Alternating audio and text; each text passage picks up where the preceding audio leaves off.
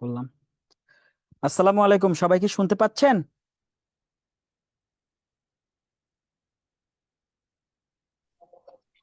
ওয়ালাইকুম আসসালাম স্যার, শুনতে পাচ্ছি। কেমন আছেন স্যার? জি স্যার। এই তো আলহামদুলিল্লাহ ভালো আছে, আপনারা ভালো আছেন? জি স্যার, ইয়েস স্যার। আলহামদুলিল্লাহ। আচ্ছা, ওকে, তাহলে শুরু করি আমরা, ঠিক আছে? জি স্যার। আজকে আপনাদের ওকে কয় স্যার। Number lecture? 2 দুই number number. Lecture. 2 number lecture কি আছে জানেন? Computer software programming language. Programming language, আর কিছু নাই? Computer software. ও আচ্ছা। আচ্ছা, আজকের লেকচারটাও খুব ইম্পর্টেন্ট, অর্থাৎ লাস্ট লেকচারটা সেরকম ছিল, আজকের লেকচারটাও খুব ইম্পর্টেন্ট, ঠিক আছে? এটা মাথায় রাখেন। এখান থেকে ভালো একটা মার্কস আপনি আশা করতে পারেন, অর্থাৎ 2 থেকে 3 মার্কস আপনার এই লেকচার থেকে আসলে মূলত আসে। অর্থাৎ আপনি প্রথম এবং সেকেন্ড এই দুইটা লেকচারও যদি খুব ভালো করে পারেন এবং করতে পারেন, তাহলে মনে করবেন যে 4 থেকে 5টা মার্ক আপনার মোটামুটি কনফার্ম হয়ে যাবে। কথাটা কি বোঝা গেছে? জি স্যার। আচ্ছা, ওকে, তাহলে আমরা শুরু করি। আসেন, প্রথমত আমরা লাস্ট ক্লাসটাকে আমি নিয়েছিলাম না আপনাদের? জি স্যার। আচ্ছা, ওকে, তাহলে লাস্ট ক্লাসে আমরা মূলত যেই বিষয়গুলোকে নিয়ে আলোচনা করেছিলাম সেই বিষয়গুলো ছিল হার্ডওয়্যার।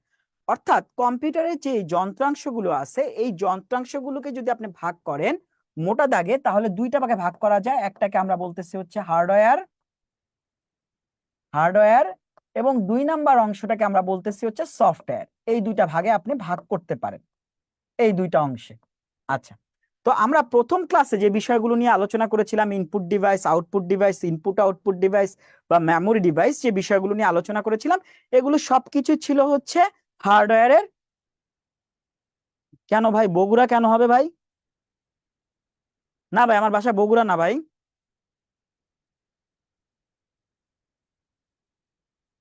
আচ্ছা, ওকে, তাহলে আমরা যে কথাটা বললাম যে কম্পিউটারের যন্ত্রাংশগুলোকে 2 ভাগে ভাগ করতে পারি, একটা হচ্ছে হার্ডওয়্যার আর একটা অংশকে আমরা বলতেছি সফটওয়্যার, 2টা পার্ট। এখন এই যে হার্ডওয়্যার এবং হার্ডওয়্যার নিয়ে আমাদের প্রথম লেকচারে অনেক আলোচনা হয়েছিল। প্রথম লেকচারে আমরা হার্ডওয়্যার নিয়ে অনেক বিষয় জেনেছি। আজকে আমরা মূলত মূল পার্টটা আমাদের হচ্ছে সফটওয়্যার পার্ট, এবং সফটওয়্যারের সাথে আমরা প্রোগ্রামিং ল্যাঙ্গুয়েজ নিয়ে কিছু বিষয় জানবো বা প্রোগ্রামিং কনসেপ্ট নিয়ে কিছু বিষয় আমরা জানবো। তো সফটওয়্যারের কথা যদি বলি, সফটওয়্যার হচ্ছে কম্পিউটার এমন কিছু যন্ত্রাংশ যেগুলোর কোনো ফিজিক্যাল কোনো অস্তিত্ব নাই বা আমরা ধরা ছোঁয়া যায় না, সেই জিনিসগুলোকে আমরা বলতেছি হচ্ছে সফটওয়্যার বলতেছি। অর্থাৎ যে যন্ত্রাংশগুলো ধরা ছোঁয়া যায় না, ইনভিজিবল, যেটাকে আমরা বলতেছি, যেগুলো হচ্ছে ফিজিক্যাল কোনো অস্তিত্ব নাই, সেগুলোকে আমরা বলি সফটওয়্যার।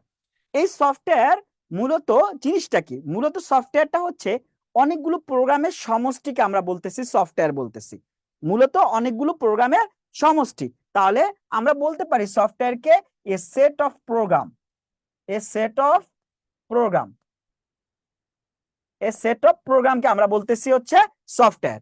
আচ্ছা, প্রোগ্রাম কি? তাহলে প্রোগ্রামকে বলি হচ্ছে a set of task, a set of task, অর্থাৎ কিছু টাস্কের সমন্বয়ে আমরা যেটা তৈরি হয় সেটাকে আমরা বলি প্রোগ্রাম। আর অনেকগুলো প্রোগ্রামের সমন্বয়ে যেটা তৈরি হয় সেটাকে আমরা বলতেছি হচ্ছে সফটওয়্যার বলতেছি। এই সফটওয়্যার গুলোকে মূলত 3 ভাগে ভাগ করা যায়। কিভাবে? প্রথমটাকে আমরা বলি হচ্ছে operating system software, operating system software. 2 নাম্বারটাকে আমরা বলতেছি হচ্ছে অ্যাপ্লিকেশন সফটওয়্যার, অ্যাপ্লিকেশন সফটওয়্যার। এবং 3 নাম্বারটাকে আমরা বলতেছি হচ্ছে ইউটিলিটিস সফটওয়্যার, ইউটিলিটিস সফটওয়্যার। আচ্ছা, বাজারে বিভিন্ন প্রচলিত বইয়ে পাবেন হচ্ছে এই 2টা সফটওয়্যারকে একসাথে করা হয়েছে। ওকে, একটু, এই 2টা সফটওয়্যারকে একসাথে করে তারা বলছে সিস্টেম সফটওয়্যার, সিস্টেম সফটওয়্যার। আচ্ছা, তাহলে তারা ভাগ করছে কিভাবে? প্রচলিত বইগুলোতে ভাগ করছে ভাবে যে সফটওয়্যারকে 2টা ভাগে ভাগ করা যায়, একটা হচ্ছে সিস্টেম, আরেকটাকে বলছে তারা অ্যাপ্লিকেশন। এবার সিস্টেম সফটওয়্যারকে তারা আবার 2 ভাগে ভাগ করছে, একটা হচ্ছে অপারেটিং সিস্টেম, আরেকটাকে বলছে তারা ইউটিলিটিস। মূল বিষয়টা হচ্ছে সফটওয়্যার 3 প্রকার, যেটাকে আমরা একটা বলতেছি অপারেটিং সিস্টেম, একটাকে বলতেছি অ্যাপ্লিকেশন, আর 3 নাম্বারটাকে বলতেছি ইউটিলিটিস সফটওয়্যার বলতেছি। এতটুকু কে বোঝেন না বলেন তো? স্যার, এক্সামে আসলে কি আমরা 3 প্রকারই লিখবো? ইয়েস বাবা, 3 প্রকার লিখবেন। ওকে, বুঝতে পেরেছি এতটুকু? জি স্যার। ওকে, আচ্ছা, আসেন তাহলে নেক্সট। আচ্ছা, এবার আসেন আমরা মূলত প্রথমে আলোচনা করব কোনটাকে নিয়ে। প্রথম যে বিষয়টাকে নিয়ে আলোচনা করব সেটা হচ্ছে operating system software. Operating system software নিয়ে। আচ্ছা, আসেন অপারেটিং সিস্টেম সফটওয়্যার বলতে আসলে আমরা কি বুঝি। প্রথমত দেখেন, আমার কথা একটু মনোযোগ দিয়ে শোনেন, শোনার পরে তারপর হচ্ছে অন্য হিসাব করবেন। আচ্ছা দেখেন, আমরা প্রত্যেকে মোবাইল ইউজার, অর্থাৎ প্রত্যেকের হাতে একটা করে মোবাইল আছে, অ্যান্ড্রয়েড আছে, হয় অ্যান্ড্রয়েড আদারওয়াইজ হচ্ছে আইওএস আমরা ব্যবহার করে থাকি, যে কোনো একটা ব্যবহার করি। আচ্ছা, এই যে আমরা অ্যান্ড্রয়েড ব্যবহার করি বা আইওএস ব্যবহার করি, যে মোবাইল ফোনটাই আমরা ইউজ করি না কেন, আপনি একটু চিন্তা করে দেখেন তো, আপনি 1 লাখ টাকা দিয়ে একটা মোবাইল কিনছেন, কিন্তু সেই মোবাইলে অ্যান্ড্রয়েড দেওয়া নাই বা আইওএস দেওয়া নাই, ওই মোবাইলটা কি কোনো ভ্যালু ক্রিয়েট করবে আপনার কাছে? না। আচ্ছা, কেন ক্রিয়েট করবে না ভ্যালু? অপারেটিং সিস্টেম নেই। দ্যাট মিনস আপনি ওই ডিভাইসটাকে, অর্থাৎ আপনি যে হার্ডওয়্যারটা কিনছেন, সে হার্ডওয়্যারটাকে ব্যবহার করার মতো কোনো কিছু আপনার নাই। কথাটা বুঝতে পারছেন না পারেন নাই? পারছি স্যার। আচ্ছা, তার মানে অপারেটিং সিস্টেম হচ্ছে এমন এক ধরনের সফটওয়্যার, যে সফটওয়্যারটা আপনার হার্ডওয়্যারকে ব্যবহার উপযোগী করে বা কার্যক্ষম করে। একটা বিষয় হচ্ছে একটা। 2 নাম্বার, আপনি জিনিস চিন্তা করে দেখেন, এই অপারেটিং সিস্টেম সফটওয়্যারটা যতক্ষণ পর্যন্ত আপনার ডিভাইসে দেওয়া না থাকবে, ততক্ষণ পর্যন্ত কিন্তু হার্ডওয়্যারের সাথে আপনি কোনো রকম সম্পর্ক বা রিলেশন তৈরি করতে পারবেন না। যখন আপনার এই অপারেটিং সিস্টেমটা সফটওয়্যারটা দেওয়া হবে, তখনই আপনি কি করতে পারবেন, একটা রিলেশন বা সম্পর্ক তৈরি করতে পারবেন, আদারওয়াইজ কিন্তু করতে পারবেন না। কথাটা কি বুঝতে পারছেন? জি স্যার। বুঝতে পারছেন? আচ্ছা, তাহলে গেল একটা বিষয়। তাহলে আপনি কি বলতে পারেন, তাহলে আপনি এখান থেকে আরেকটা কথা বলতে পারেন, যে হার্ডওয়্যারের সাথে ইউজারের সাথে সম্পর্ক বা রিলেশন তৈরি করার দায়িত্ব কার? দায়িত্বটা হচ্ছে অপারেটিং সিস্টেম সফটওয়্যারের। তাহলে 2টা কাজ আমরা পাইলাম। প্রথমটা কি? হার্ডওয়্যারকে কার্যক্ষম করবে বা ব্যবহার উপযোগী করবে, 1 নাম্বার কাজ। 2 নাম্বার কাজ কি বলছি? ইউজারের সাথে হার্ডওয়্যার একটা সম্পর্ক বা রিলেশন তৈরি করবে। এটা গেল 2টা কাজ। আচ্ছা, এবার দেখেন, নরমালি আমরা যে মোবাইলগুলো ইউজ করি বা আমরা যে ডিভাইসগুলো ইউজ করি, সেগুলো র্যাম কত জিবি হয়? 2 জিবি, 4 জিবি, 8 জিবি, 12 জিবি, এর বেশি সাধারণত হয় না, বা এর বেশি সাধারণত আমরা কিনি না। তাহলে এই যে আপনার 2 জিবি বা 8 জিবি র্যাম যে আছে বা 4 জিবি র্যাম যে আছে, আপনি দেখেন তো, এই 2 জিবি র্যাম দিয়ে আপনি একই সাথে অনেকগুলো কাজ করতেছেন না? জি স্যার। আপনি এট এ টাইম তো একটা কাজ করতেছেন, আপনি মোবাইলে কি এট এ টাইম একটা কাজ করেন? একটা কাজ কিন্তু করেন না। আমরা ফেসবুক চালাই, আমরা গান শুনতেছি, আমরা হচ্ছে ফেসবুকের মাঝে মাঝে আবার আরেকটা কাজ করি। আবার যদি আমি ল্যাপটপের চিন্তা করি, তাহলে দেখা গেছে ব্রাউজার ওপেন করা আছে, আমার হচ্ছে ইলাস্ট্রেটর ওপেন করা আছে, word processing software illustrator open করা আছে। দ্যাট মিনস একই সাথে আমি 5-6টা কিন্তু প্রোগ্রাম রান করতেছি বা সফটওয়্যার রান করতেছি। তাহলে দেখেন, আপনার র্যাম কিন্তু ওই 2 জিবি বা 4 জিবি আছে, কিন্তু এই 2 জিবি প্রত্যেকটা সফটওয়্যারের জন্য বা প্রত্যেকটা সফটওয়্যার যখন রান করতেছে, তখন প্রত্যেকের জন্য কিন্তু আলাদা আলাদা মেমোরির প্রয়োজন হচ্ছে। এখন এই মেমোরিটা কি করে থাকে? এই মেমোরিটা হচ্ছে ম্যানেজ করতে হয়, যে একে এতটুকু দিবে, একে এতটুকু দিব। এই কাজটা করে হচ্ছে অপারেটিং সিস্টেম সফটওয়্যার, তার মানে মেমোরি ম্যানেজমেন্ট। 3 নাম্বার কাজ। আচ্ছা, এবার মেমোরি ম্যানেজমেন্টের পর আর কি করতে পারে অপারেটিং সিস্টেম? দেখেন, আপনি যে জবগুলো কাজগুলো করতেছেন, দ্যাট মিনস টাস্ক দিচ্ছেন, এই টাস্কগুলো ম্যানেজ করা, অর্থাৎ কে আগে করবে কে পরে করবে, একসাথে সবগুলো চলবে কিনা। দেখেন, আপনি কিন্তু, আমাদের কাছে মনে হয় একসাথে সবগুলো চলতেছে, বিষয়টা কিন্তু এরকম হয় না, একসাথে সবগুলো চলে না। কিন্তু কিছু কিছু আপনার ক্ষেত্রে খেয়াল করে দেখবেন, যে আপনার যে এই যে একসাথে সবগুলো যে চলতেছে, এই চলার মধ্যে হচ্ছে ও দেখা গেছে কি, একজনকে আগে একটু কাজ করতে দেয়, আরেকজনকে পরে কাজ করতে দেয়। এই যে কাজ করা যে বিষয়টা, যে টাস্কের ম্যানেজমেন্টটা, কোন কাজটা আগে হবে কোন কাজটা পরে হবে, এইটাও করে অপারেটিং সিস্টেম। আবার জব শিডিউলিং এর কাজ আছে। জব শিডিউলিং মানে কে আগে যাবে কে পরে যাবে, অর্থাৎ সিস্টেমে কে আগে ঢুকবে কে পরে ঢুকবে, এই জব শিডিউলিং কাজ করে থাকে সে। আবার আমরা দেখেন, যদি অ্যান্ড্রয়েড যখন আমরা চালাই বা মোবাইল যখন চালাই, তখন যদি আমরা কোনো হচ্ছে হার্মফুল কোনো ওয়েবসাইটে প্রবেশ করি, তাহলে কিন্তু আমাদের কাছ থেকে অ্যান্ড্রয়েড থেকে একটা মেসেজ আসে, যে this website is harmful for your device, আসে না? জি স্যার। জি স্যার, আসে। আপনাকে এখানে সিকিউরিটি একটা প্রদান করতেছে, দ্যাট মিনস সে সিকিউরিটি আপনাকে প্রদান করে। আবার দেখেন, একটা হঠাৎ করে একটা সফটওয়্যার চালাচ্ছেন, ফেসবুক আপনি চালাচ্ছেন, হঠাৎ করে একটা লেখা আসে, ফেসবুক ইজ বিং স্টপ, বলে ফেসবুকটা বন্ধ হয়ে যায়, হয় না এরকম? হয় স্যার। দ্যাট মিনস এটা হচ্ছে কেন হচ্ছে, এটা হচ্ছে একটা কোনো একটা সমস্যা দেখা দিছে বা এরর দেখা দিছে। এই এররটা ডিটেক্ট করার কাজটা করে থাকে হচ্ছে এই অপারেটিং সিস্টেম। তাহলে দেখেন, আমি কিন্তু অনেকগুলো কাজ বলে ফেলছি, অনেকগুলো ফাংশন বলে ফেলছি, যে অপারেটিং সিস্টেম ফাংশন গুলো কি কি হতে পারে। তাহলে আসেন একটু আমরা লিখি, দেখি কি কি। প্রথম যেটা বলছিলাম, প্রথমটা কি? হার্ডওয়্যারকে কার্যক্ষম করে। হার্ডওয়্যারকে কার্যক্ষম করে, কার্যক্ষম করে, এটা হচ্ছে তার 1 নাম্বার কাজ। 2 নাম্বার কাজ কি? 2 নাম্বার কাজ হচ্ছে হার্ডওয়্যারের সাথে ইউজারের সম্পর্ক তৈরি করে। হার্ডওয়্যারের সাথে ইউজারের সম্পর্ক তৈরি করে, সম্পর্ক তৈরি করে। আচ্ছা 3 নাম্বারটা কি বলছিলাম বলেন তো কেউ একজন? Memory management. আচ্ছা মেমোরি ম্যানেজমেন্ট। আচ্ছা মেমোরি ম্যানেজমেন্ট।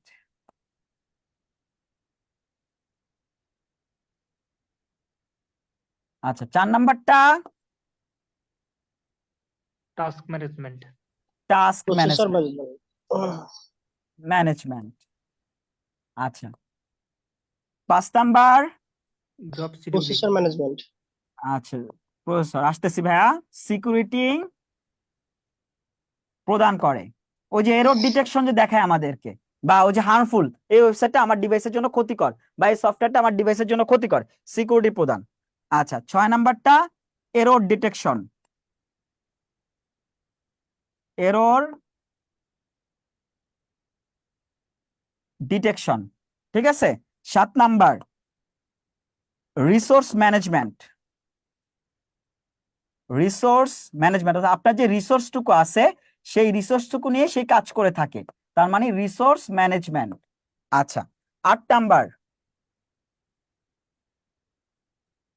আর কি হতে পারে বলেন?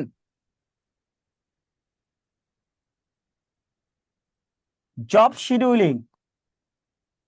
জব শিডিউলিং, এই কাজগুলো যে সফটওয়্যার করে থাকে সেই সফটওয়্যার গুলোকে আমরা বলতেছি অপারেটিং সিস্টেম সফটওয়্যার বলতেছি। আমার কথাটা কি বুঝতে পেরেছি না পারিনি বলেন তো কেউ একজন? স্যার বুঝতে পেরেছি। স্যার ফাইল স্যার, বুঝতে ম্যানেজমেন্ট পেরেছি। করতে পারে? জি জি বলেন। ফাইল ফাইল ম্যানেজমেন্ট, ম্যানেজমেন্ট করে? হ্যাঁ ফাইল ম্যানেজমেন্টও আছে। ফাইল ম্যানেজমেন্ট, ওই রিসোর্স যখন বলছি রিসোর্সের মধ্যে আসলে ফাইলটাও হচ্ছে বোঝা যায়, তো এই কারণে আর আলাদাভাবে লিখিনি, ঠিক আছে।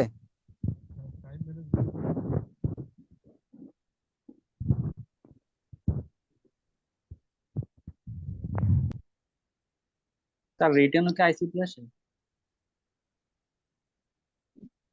না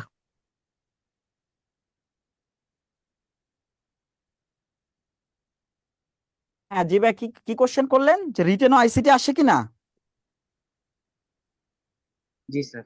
আচ্ছা না ভাই, রিটেনে কোনো আইসিটি পার্ট থাকে না, তবে রিটেনে ওই যে জিকে যে পার্টটা আছে না, ওই পার্টে হয়তো বা একটা বা দুইটা কোশ্চেন দেখা গেছে আসতে বিগত বছরে, কিছু সময় দেখা গেছে একটা বা দুইটা কোশ্চেন, যেমন র্যাম রোমের পার্থক্য, তারপর হচ্ছে দুইটা অ্যাপ্লিকেশন সফটওয়্যার নাম লেখেন, দুইটা অপারেটিং সিস্টেমের নাম লেখেন, এরকম কোশ্চেন আসতে দেখা গেছে একটা বা দুইটা কোশ্চেন, বাট রিটেনে আলাদাভাবে কোনো ফোকাস করে আইসিটি আসে না।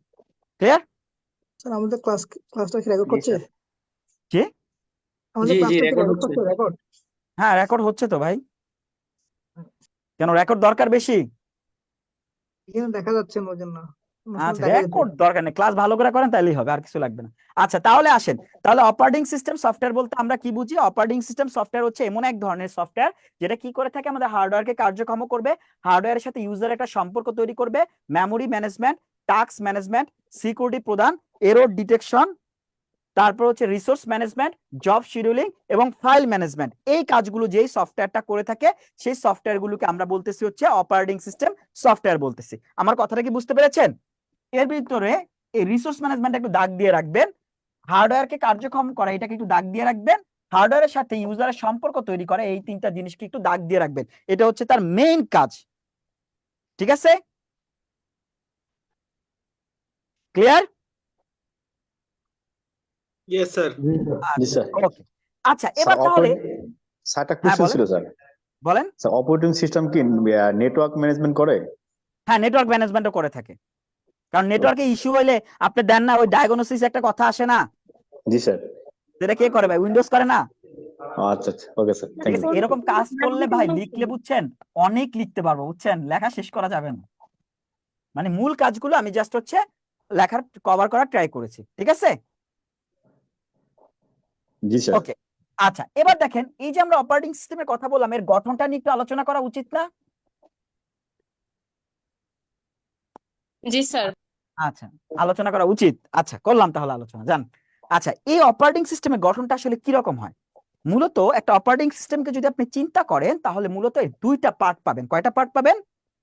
স্যার দুইটা। দুইটা পার্ট পাবেন, একটাকে আমরা বলি শেল, আরেকটাকে আমরা বলি কার্নেল। কার্নেল কার্নেল, এই দুইটা পার্ট মূলত একটা অপারেটিং সিস্টেমের, শেল একটা কার্নেল একটা। এখন এই শেল আর কার্নেলটা কাজ করে কিভাবে একটু আমরা দেখি। ধরেন একটা যদি পার্ট করেন, তাহলে এই অংশটাকে আপনি যদি চিন্তা করেন, এই অংশটাকে আমরা বলতে পারি হচ্ছে কার্নেল, আর এই অংশটাকে যদি আপনি চিন্তা করেন তাহলে আপনি বলতে পারেন এই অংশটাকে শেল। আমার কথাটা কি বুঝতে পেরেছি? কথাটা কি বুঝছি আমি? জি স্যার। আচ্ছা, এই জায়গা দিয়ে অর্থাৎ ইউজারের সাথে একটা সম্পর্ক তৈরি করা হয়। কার সাথে সম্পর্ক তৈরি করা হয়? ইউজারের সাথে সম্পর্ক তৈরি করা হয়। তাহলে আমাকে একটা কথা বলেন তো, অপারেটিং সিস্টেমের কোন পার্টটার সাথে হচ্ছে ইউজারের সরাসরি কানেক্ট থাকে? শেল। শেলের সাথে। অর্থাৎ শেল যে পার্টটা থাকে অপারেটিং সিস্টেমের দুইটা পার্টের মধ্যে যে শেলের কথা আমরা বলতেছি, এই শেল পার্টের সাথে হচ্ছে ইউজারের সাথে সরাসরি সম্পর্ক থাকে। বাট এর ভিতরে আরেকটা অংশ থাকে, যে অংশটাকে আমরা বলি হচ্ছে কার্নেল বলে থাকি। এই কার্নেলটাকে বলা হয় অপারেটিং সিস্টেমের centre, centre of operating system, centre of operating system. এখন একে বলা হয় অপারেটিং সিস্টেমের প্রাণ ভোমরা, অর্থাৎ অপারেটিং সিস্টেমের মূল যে কাজটা হয়ে থাকে, যে মূল কাজটা করে থাকে হচ্ছে এই কার্নেল করে থাকে। তাহলে পরীক্ষায় যদি কোশ্চেন আসে অপারেটিং সিস্টেমের প্রাণ ভোমরা কি বা মূল কেন্দ্র কি, কি হবে বলেন তো? Kernel, kernel. আর অপারেটিং সিস্টেমের কোন অংশের সাথে ইউজারের সম্পর্ক তৈরি করে? শেল। শেল। মনে থাকবে এই কথাটুকু? জি স্যার। জি স্যার। আচ্ছা, যদি মনে থাকে তাহলে একটু আসেন। তাহলে দেখেন তো, এই যে আমরা ইউজারের সাথে সম্পর্ক তৈরি করতেছি বা কার্নেল দিয়ে যেটাই করি না কেন, এখন অপারেটিং সিস্টেমের সাথে যদি ইউজার একটা সম্পর্ক তৈরি করার জন্য মূলত কিভাবে আমরা করি খেয়াল করে দেখেন। আমরা যখন অপারেটিং সিস্টেম কোনো চালাই, ধরেন উইন্ডোজ আমরা চালাচ্ছি, উইন্ডোজে কি থাকে? কিছু চিত্র থাকে না আমাদের, ছবির মতো থাকে, যেগুলোতে আমরা যা ক্লিক করি সুন্দর করে, জি স্যার। ক্লিক করি, ক্লিক করলে তো কাজ হয়ে যায় নাকি অন্য কিছু হয়? না স্যার।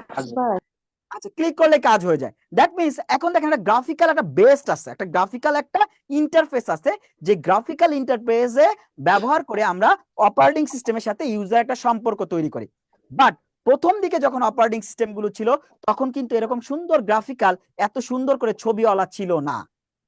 তখন কি করতে হতো?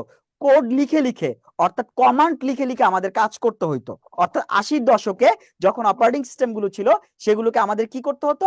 আমাদের লিখে লিখে কাজ করতে হইতো, কমান্ড লিখে লিখে। এখনো কমান্ড লিখে কাজ করা যায়। কিভাবে কাজ করা যায় দেখেন, আমরা স্টার্ট বাটনে রান যদি লিখে একটা ক্লিক করেন, ক্লিক করার পর একটা কালো একটা ছবির মতো আসে, দেখছেন? কালো একটা বক্সের মতো আসে, কখনো খেয়াল করছেন? জি স্যার। জি স্যার আসে। আচ্ছা, এই যে কালো একটা বক্সের মতো আসে, এটাকে আমরা বলি কমান্ড প্রম্পট, অর্থাৎ একটা কমান্ড সেকশন আসে। এখানে কিন্তু আপনি কমান্ড লিখে লিখে আপনি ক্লিক করে যেই কাজটা করতে পারতেছেন, কমান্ড লিখে লিখে একই কাজ করতে পারবেন। কথাটা বুঝতে পারছি না পারি নাই? পারছি স্যার। আচ্ছা, তাহলে আমরা যদি একটু চিন্তা করি, তাহলে অপারেটিং সিস্টেমকে আমরা কি দুইটা ভাগে ভাগ করতে পারি না? একটা হচ্ছে কমান্ড বেসড অপারেটিং সিস্টেম, আর হচ্ছে graphical based operating system. Yes sir. আচ্ছা, তাহলে দেখেন তো, তাহলে আমরা প্রথমটাকে বলতেছি কি কমান্ড বেসড অপারেটিং সিস্টেম, আর এটাকে আমরা বলতেছি হচ্ছে graphical based operating system. Graphical based operating system, clear? আচ্ছা, এই কমান্ড বেসড অপারেটিং সিস্টেম, এই কথাটা থেকে একটা আসছে কমান্ড ইউজার ইন্টারফেস, কি বলতেছি আমরা? বা ক্যারেক্টার ইউজার ইন্টারফেস। কথা বুঝতে পারছেন না, বোঝেন নাই? জি স্যার। ক্যারেক্টার বা হচ্ছে কমান্ড, যেটাই বলেন না কেন, কমান্ড ইউজার ইন্টারফেস, যেটাকে আমরা সংক্ষেপে বলি হচ্ছে CUI। আচ্ছা, আর এটাকে আমরা কি বলি? গ্রাফিক্যাল ইউজার ইন্টারফেস বা GUI। মনে থাকবে কথাটা? আমার ক্লাসে কথা বলতে হবে ভাই, জি স্যার। জি স্যার। আমি 3টা থেকে এটা ক্লাস যদি নিতেছি। আরেকটু বুঝিয়ে দিতেন। হ্যাঁ, আবার বুঝাবো, কোনো সমস্যা নাই, কিন্তু আমি 3টা থেকে ক্লাস নিয়ে যদি চিল্লাতে পারি, তাহলে আপনি কেন পারবেন না? ছুটির দিনে বাসায় শুয়ে থাকে ঘুমামু, ঠিক আছে? সকালবেলা আবার ফোন দিয়ে ঘুমাতে জাগাইছে। স্যার আমার একটা কোশ্চেন ছিল। হ্যাঁ বলেন ভাই। স্যার ওয়েস এর গঠন অনুসারে ওয়েস কে হচ্ছে দুভাগে বিভক্ত করলেন, একটা হলো সেল আর একটা হচ্ছে গঠন অনুযায়ী দুই ভাগে বিভক্ত করলাম না, দুইটা পার্টের কথা বললাম, দুইটা পার্ট থাকে একটা ওয়েস এর। জি স্যার। এখন কমান্ড বেস ওয়েস এবং হচ্ছে গ্রাফিক্যাল ওয়েস, এটা কার হ্যাঁ। উপর ভিত্তি করে স্যার? এটা আসলে এটা হচ্ছে অপারেটিং সিস্টেমের প্রকারভেদ, আর ওটা ছিল হচ্ছে গঠন। জি স্যার। ওকে। এখানে কিন্তু আগে আমি বলে নিছি অপারেটিং সিস্টেমের গঠন, বলছি না আমি? জি স্যার। আর এটা আমি বলছি কি অপারেটিং সিস্টেমের প্রকারভেদ এটা। আচ্ছা, আচ্ছা, এটা তাহলে একটু- আমরা প্রথমত দুইটা ভাগ পাইলাম, একটা হচ্ছে কমান্ড বেসড ওএস বা ক্যারেক্টার বেসড ওএস, যেটাকে আমরা বলতেছি হচ্ছে ক্যারেক্টার ইউজার ইন্টারফেস বা সিইউআই। আর একটা বলতেছি হচ্ছে গ্রাফিক্যাল বেসড, যেটা সেটাকে আমরা বলতেছি গ্রাফিক্যাল ইউজার ইন্টারফেস বা জিইউআই। আচ্ছা, এখানে যদি আপনার কোশ্চেন আসে ইউআই এর পূর্ণরূপ কি, ইউআই এর পূর্ণরূপ হচ্ছে ইউজার ইন্টারফেস। ইউআই এর পূর্ণরূপ কি? User interface. User interface. তাহলে ইউজার ইন্টারফেসটা কি? ইউজার ইন্টারফেসটা মূলত যে জিনিসটা, অর্থাৎ আপনি যখন অপারেটিং সিস্টেমটা অন করতেছেন বা কোনো একটা সফটওয়্যার অন করতেছেন, আপনি যা দেখতে পান সেটাকে আমরা বলতেছি ইউজার ইন্টারফেস, অর্থাৎ যা দেখা যায় সেটাকে আমরা বলতেছি হচ্ছে ইউজার ইন্টারফেস। এর সাথে আরেকটা শব্দ সম্পর্কিত, সেটাকে আমরা বলি ইউএক্স। ইউএক্স মানে হচ্ছে ইউজার এক্সপিরিয়েন্স। এক্সপেরিয়েন্স অর্থাৎ একটা সফটওয়্যার বা একটা অ্যাপ্লিকেশন ব্যবহার করার পরে আপনার যে এক্সপিরিয়েন্সটা হয়, যে না এটা এরকম হইলে ভালো হইতো, এই কালারটা এরকম হইলে ভালো হইতো, এই বাটনটা এই সাইডে না থেকে এই সাইডে থাকলে ভালো হইতো, এই যে আপনি যে একটা এক্সপিরিয়েন্স শেয়ার করতেছেন সেটাকে আমরা বলতেছি হচ্ছে ইউজার এক্সপিরিয়েন্স বলতেছি। ক্লিয়ার? আচ্ছা, এবার আসেন, এই যে কমান্ড বেসড বা ক্যারেক্টার বেসড আমরা অপারেটিং সিস্টেমের কথা বললাম, এর দুটো উৎকৃষ্ট উদাহরণ হচ্ছে, একটাকে আমরা বলি হচ্ছে এমএস ডস, আরেকটাকে আমরা বলি হচ্ছে PC DOS. PC DOS, MS DOS হচ্ছে মাইক্রোসফটের প্রথম অপারেটিং সিস্টেম। মাইক্রোসফটের প্রথম অপারেটিং সিস্টেম, প্রথম ওএস। এই ডস এর পূর্ণরূপ হচ্ছে ডিক্স অপারেটিং সিস্টেম। বাংলাদেশ ব্যাংক এডিতেই কোশ্চেন আসছে যে মাইক্রোসফটের প্রথম ওএস কোনটা। মাইক্রোসফটের প্রথম ওএস হচ্ছে এমএস ডস বা মাইক্রোসফট ডিক্স অপারেটিং সিস্টেম। ডিক্স অপারেটিং সিস্টেম। আচ্ছা, পিসিডস মানে কি? পিসিডস মানে হচ্ছে এটা হচ্ছে আইবিএম এর প্রথম ওএস। আইবিএম এর প্রথম ওএস। আইবিএম মানে হচ্ছে ইন্টারন্যাশনাল বিজনেস মেশিন, পৃথিবীর মানে সবচেয়ে বড় একটা হচ্ছে টেক জায়ান্ট কোম্পানি, যারা মূলত হচ্ছে বিভিন্ন ধরনের কম্পিউটার তৈরি করে থাকে। ওদের প্রথম যে ওএসটার নাম ছিল হচ্ছে পিসিডস। এই পিসি মানে হচ্ছে পার্সোনাল কম্পিউটার,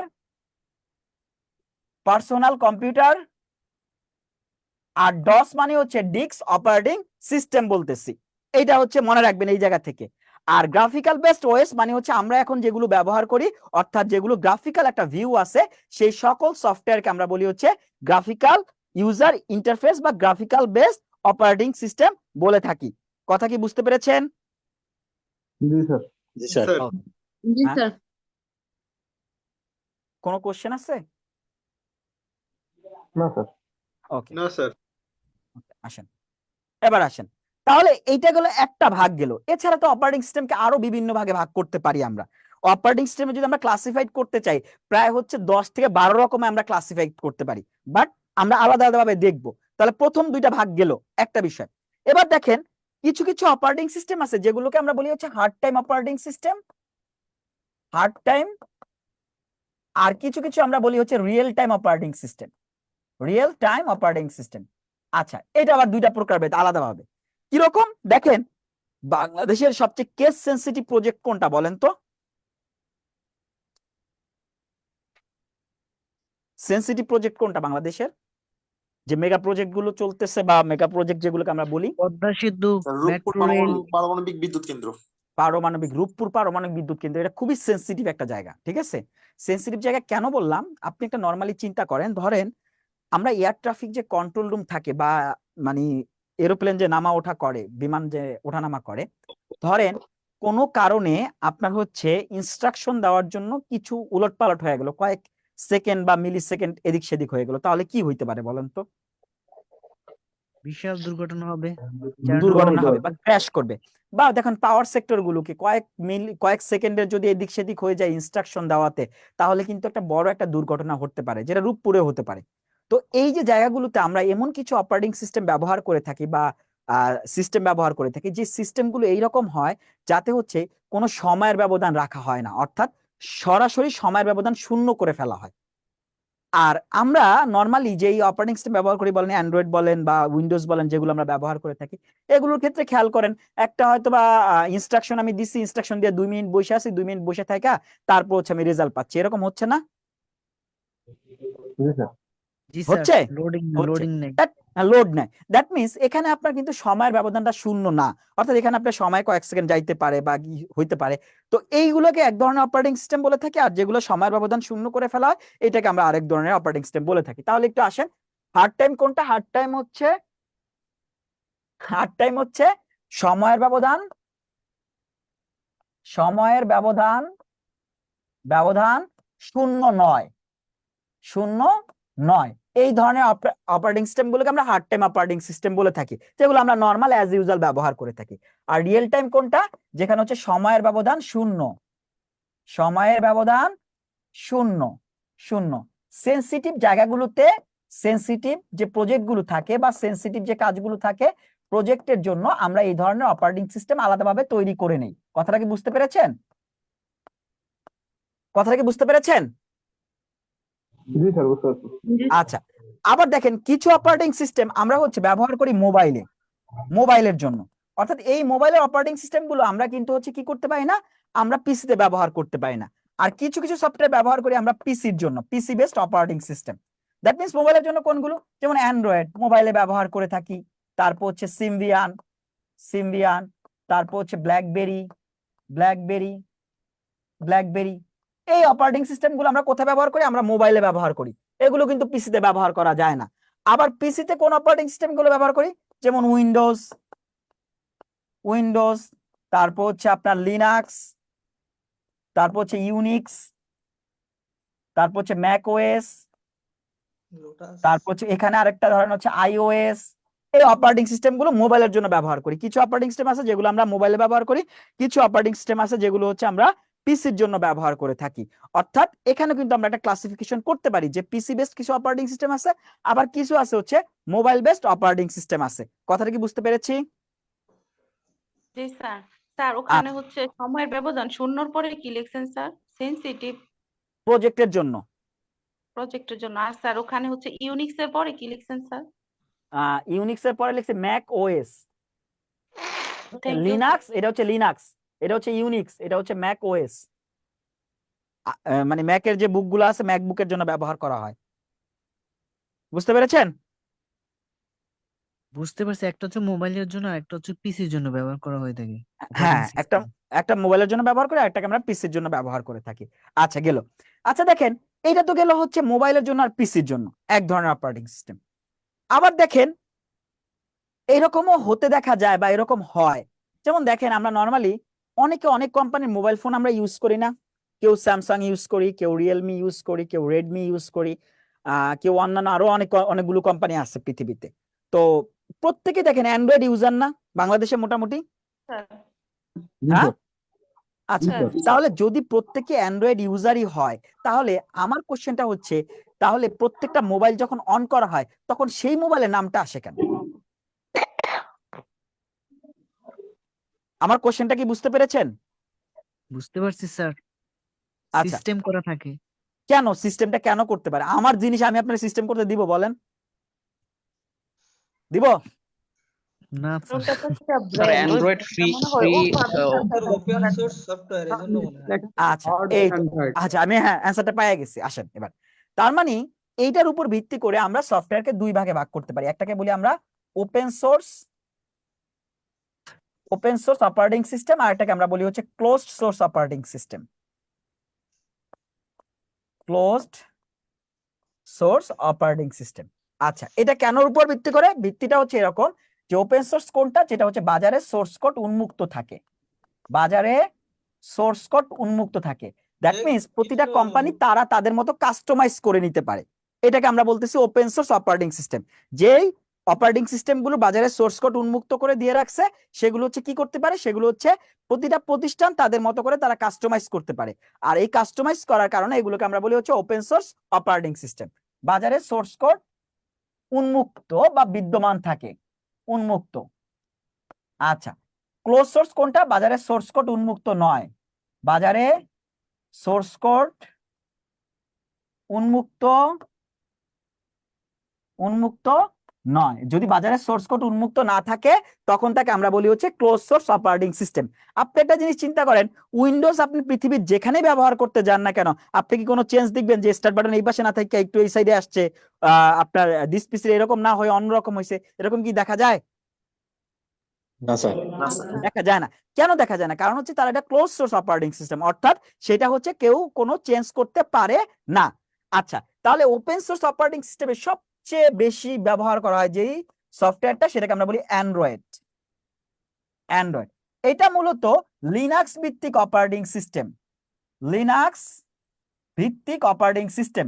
লিনাক্স একটা হচ্ছে ওপেন সোর্স অপারেটিং সিস্টেম, এই অ্যান্ড্রয়েডটা মূলত লিনাক্স ভিত্তিক একটা অপারেটিং সিস্টেম, যেটা মালিকানা হচ্ছে, মালিকানা কার বলেন তো? Google Google Google. গুগল মানে কি? এই গুগল মানে কি? গুগল হ্যাঁ? হচ্ছে স্যার পৃথিবীকে দেখা। কি? পৃথিবীকে দেখা না, Google- গুগলের একটা খুব সুন্দর মানে আছে, আজকে খুঁজে বের করবেন গুগলে গুগল করে, ঠিক বুঝছেন? আছে স্যার। গুগলে গুগল করে আছে, খুঁজে বের করেন, গুগলের একটা খুব সুন্দর একটা মানে আছে। এই আচ্ছা, বাক্য কিসের ভিত্তিতে করছেন? ওপেন সোর্স অপারেটিং সিস্টেম আর ক্লোজ টু সোর্স অপারেটিং। এটা হচ্ছে সোর্স কোড বাজারে উন্মুক্ত কি না এর উপর ভিত্তি করে। এটা সবাই আমি চাইলে স্যার এটা চেঞ্জ করতে পারবো নাকি স্যার? হ্যাঁ, আপনি চাইলে এটা চেঞ্জ করতে পারবেন। এই কারণে হচ্ছে অ্যান্ড্রয়েডের দাম কম, বুঝছেন? আইওএস এর এই কারণে দাম বেশি বাবা। যেটা ঠিক অ্যাপল আছে? ব্র্যান্ড এটা স্যার। হ্যাঁ, আচ্ছা অ্যান্ড্রয়েড। আচ্ছা, আর কি কি হতে পারে? লিনাক্স, ইউনিক্স, এগুলোকে আমরা বলতেছি, সবগুলোকে আমরা বলতেছি কি ওপেন সোর্স অপারেটিং সিস্টেম বলতেছি। তাহলে ক্লোজ সোর্স কোনটা? উইন্ডোজ, আমরা সবাই ব্যবহার করি। কিন্তু আমরা তো আসলে ফাও কি আমরা কিনে ব্যবহার করি না, আমরা তো হচ্ছে ওই যে ফ্রি কপি ব্যবহার করি, ঠিক আছে? কিন্তু পৃথিবীতে সবাই কিনে ব্যবহার করে। তারপর হচ্ছে আইওএস, ম্যাক ওএস, ঠিক আছে? এগুলোকে আমরা বলতেছি হচ্ছে ক্লোজ সোর্স অপারেটিং সিস্টেম বলতেছি। তাহলে বুঝতে পারছেন যে সোর্স কোড উন্মুক্ত কি উন্মুক্ত না এর উপর ভিত্তি করে আমরা হচ্ছে অপারেটিং সিস্টেমকে দুই ভাগে ভাগ করতে পারি। একটা হচ্ছে ওপেন সোর্স, যেটা হচ্ছে বাজারে সোর্স কোড উন্মুক্ত থাকে, আর একটা হচ্ছে ক্লোজ সোর্স, যেটা বাজারে সোর্স কোড উন্মুক্ত থাকে না। আর বাজারে সোর্স কোড উন্মুক্ত থাকায় আমরা কি করতে পারি? এই ওপেন সোর্স অপারেটিং সিস্টেম গুলোকে আমরা হচ্ছে কাস্টমাইজ করতে পারি, কাস্টমাইজ করে ব্যবহার করতে পারি। কথাটা কি বুঝতে পেরেছি আমরা? জি স্যার। ওকে, আচ্ছা। তাহলে এবার বলেন তো, এই যে আমরা মানে অপারেটিং সিস্টেমের যে বিভিন্ন প্রকার দেখলাম, এগুলো থেকে যদি যেই টাইপের যা লিখছি এই টাইপের যদি কোশ্চেন আসে, পারবো না অ্যান্সার করতে? জি স্যার স্যার। পারবো স্যার। এখান জি থেকে স্যার, স্যার পারবো। এটা আমরা ঘোলাই ফেলি স্যার। এখানে যে আপনি বলছেন না ইউনিক্স এবং লিনাক্স, এটা হচ্ছে ওপেন সোর্স অপারেটিং সিস্টেম, কিন্তু আমি অনেক সময় দেখা যাচ্ছে যে ক্লোজ সোর্স যেটা আছে ওইখানেও তো লেখা আছে ইউনিক্স AIX, তখন স্যার কোনটা ভাই? আমি কোশ্চেনটা আবার বুঝি না, আরেকবার একটু বলবেন আপনি স্যার প্লিজ? এখানতে লিখছেন যে যেটা open source operating system Unix এবং লিনাক্স, কিন্তু ক্লোজ সোর্স অপারেটিং সিস্টেম আমি একটা কোশ্চেন এরকম পাইছি কালকে, ওখানে লেখা আছে AIX ইউনিক্স। এটা ওরা AIX। এবার আসেন, আমি কিন্তু বলছি শুধু ইউনিক্স, জি স্যার। আমি কিন্তু AIX বলি নাই। শুধু ইউনিক্স থাকলে আপনি লাগাবেন হচ্ছে ওপেন সোর্স। কথা বুঝতে পারছেন? Okay sir. ওকে, আচ্ছা আসেন, এইটা ছাড়া আরেকটা মানে আছে, এই যে দুর্জয় বর্মন এই গুগলের পুনরূপ বাইর করছেন, global organization of oriented group language of earth. এটা ছাড়া আরেকটা আছে, আরেকটা বাইর করেন। ঠিক আছে, আরো একটা আছে। স্যার হ্যাঁ বলেন। স্যার যে কি ভাই? গ্রাফিক্যাল বেসড অপারেটিং সিস্টেমের উদাহরণ কি পিসি ডস আর এমএস ডস ছাড়া বাকি সব? আপনি যা ব্যবহার করতেছেন এখন সব হচ্ছে গ্রাফিক্যাল বেসড। মডেল স্যার আধুনিক যুগের গুলো স্যার। হ্যাঁ, আধুনিক যুগের গুলা মানে এখন আমরা যা ব্যবহার করতেছি সব গ্রাফিক্যাল বেসড। ঠিক আছে, আচ্ছা আসেন, এবার আসেন একটু আমরা একটু যাই, অন্যদিকে যাইতে হবে ভাই, আনলে শেষ করতে পারবো না। আচ্ছা, তাহলে অপারেটিং সিস্টেম নিয়ে তাহলে আমরা কি বললাম? ফার্স্ট অফ অল অপারেটিং সিস্টেমের একটা গঠন দেখলাম, অপারেটিং সিস্টেম ফাংশন গুলো দেখলাম, কিছু এক্সাম্পল দেখলাম। যদি অপারেটিং সিস্টেম থেকে কোশ্চেন আসে এই টাইপের কোশ্চেন আপনার পরীক্ষায় আসবে। কথা ক্লিয়ার? জি স্যার। আচ্ছা, এবার আসেন, তাহলে আমরা সফটওয়্যারকে যে ভাগ করছি অপারেটিং সিস্টেমের পর আরেকটা ভাগ আমরা কি বলছিলাম বলেন তো, একটু কেউ বলতে পারবেন? Application software. Application software. আচ্ছা, অ্যাপ্লিকেশন সফটওয়্যার আচ্ছা, অ্যাপ্লিকেশন সফটওয়্যার কি? অ্যাপ্লিকেশন হচ্ছে এমন এক ধরনের সফটওয়্যার যেগুলোর প্রত্যেকটা একটা পার্টিকুলার টাস্ক থাকে। যেমন কিরকম আপনি বলতে পারেন, যেমন দেখেন এমএস ওয়ার্ড আমরা কেন ব্যবহার করি বলেন তো? এই যে টাইপিং করার জন্য কোনো কিছু ব্যক্তিগত টাইপিং দলিল করার তৈরি জন্য। করার আবার জন্য, পাওয়ার পয়েন্ট কেন ব্যবহার করি? প্রেজেন্টেশন তৈরি করার জন্য। presentation আবার তৈরি হচ্ছে করার জন্য, আপনার হচ্ছে ইলাস্ট্রেটর কেন ব্যবহার করি? ছবি সম্পাদনার কাজে। এডিট অর্থাৎ করার জন্য। প্রত্যেকটা সফটওয়্যারের কিন্তু আলাদা আলাদা একটা কি আছে, আলাদা আলাদা একটা কাজ আছে, আলাদা কাজ আলাদা আছে। প্রত্যেকটা সফটওয়্যারে কাজ আছে। এই যে প্রতিটা সফটওয়্যারে আলাদা পার্টিকুলার একটা টাস্ক আছে বা পার্টিকুলার একটা কাজ আছে, এই সফটওয়্যার গুলোকে আমরা বলতেছি হচ্ছে অ্যাপ্লিকেশন সফটওয়্যার। দ্যাট মিনস যে সফটওয়্যার গুলো পার্টিকুলার কোনো টাস্কের জন্য ব্যবহার করা হয়, পার্টিকুলার টাস্কের জন্য ব্যবহার করা হয়, সেই সফটওয়্যার গুলোকে আমরা বলতেছি হচ্ছে অ্যাপ্লিকেশন সফটওয়্যার বলতেছি। ক্লিয়ার? বুঝতে স্যার, পারছি? জি স্যার। আচ্ছা, এবার এই অ্যাপ্লিকেশন সফটওয়্যার গুলোকে আমরা দুই ভাগে ভাগ করতে পারি। কয় ভাগে? 2 ভাগে। দুই ভাগে। একটাকে আমরা বলি হচ্ছে কাস্টমাইজ সফটওয়্যার, আর একটাকে আমরা বলি হচ্ছে প্যাকেজ সফটওয়্যার।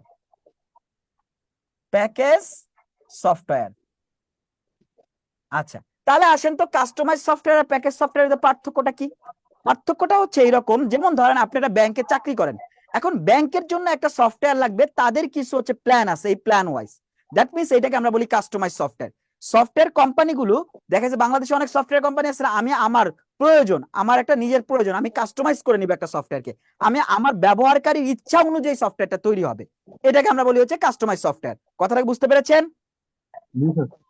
আচ্ছা, আবার দেখেন আপনি এমএস ওয়ার্ড যে ব্যবহার করতেছেন, আপনি যে এমএস এক্সেল ব্যবহার করতেছেন, আপনার ইচ্ছার কি এখানে কোনো প্রাধান্য আছে? না স্যার। আছে। প্রাধান্য নাই।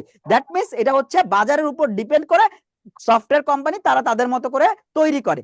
এই সফটওয়্যার গুলোকে আমরা বলতেছি হচ্ছে প্যাকেজ সফটওয়্যার। তাহলে কাস্টমাইজ সফটওয়্যার কোনটা? কাস্টমার সফটওয়্যার হচ্ছে ওই সফটওয়্যার গুলো, যে সফটওয়্যার গুলো কি করা হয়, ব্যবহারকারীর চাহিদা অনুযায়ী তৈরি করা হয়। যেমন ERP software, enterprise resource planning প্রতিটা প্রতিষ্ঠানেই থাকে, বা পেরোল সফটওয়্যার। এগুলো হচ্ছে যে কাস্টমার যাওয়ার পরে কাস্টমার বলে যে আমার এই ক্রাইটেরিয়া মেনটেন করে আমাকে একটা সফটওয়্যার তৈরি করে দেন, তখন সফটওয়্যারটা তৈরি করে দেয়। আর প্যাকেজ সফটওয়্যার কোনটা? প্যাকেজ সফটওয়্যার হচ্ছে ওই সফটওয়্যার গুলোকে আমরা প্যাকেজ সফটওয়্যার বলতেছি, যেগুলো হচ্ছে ব্যবহারকারীর ইচ্ছার উপরে না, বাজারের মার্কেটের চাহিদার উপর ডিপেন্ড করে হচ্ছে প্রতিষ্ঠানগুলো সফটওয়্যার গুলো তৈরি করে, সেগুলোকে আমরা বলি হচ্ছে প্যাকেজ সফটওয়্যার বলে থাকি। এই কথাটুকু বুঝতে পারেন না এমন কেউ আছেন কিনা? বুঝতে পারছি স্যার। আচ্ছা, এবার আসেন আমি কিছু সফটওয়্যারের নাম লিখি, একটু দেখেন। MS Word, MS Excel, MS Access, MS Outlook, MS PowerPoint. আচ্ছা, Adobe Photoshop,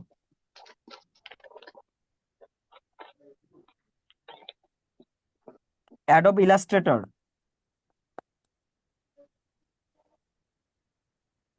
Prezi, Chrome, Mozilla Firefox,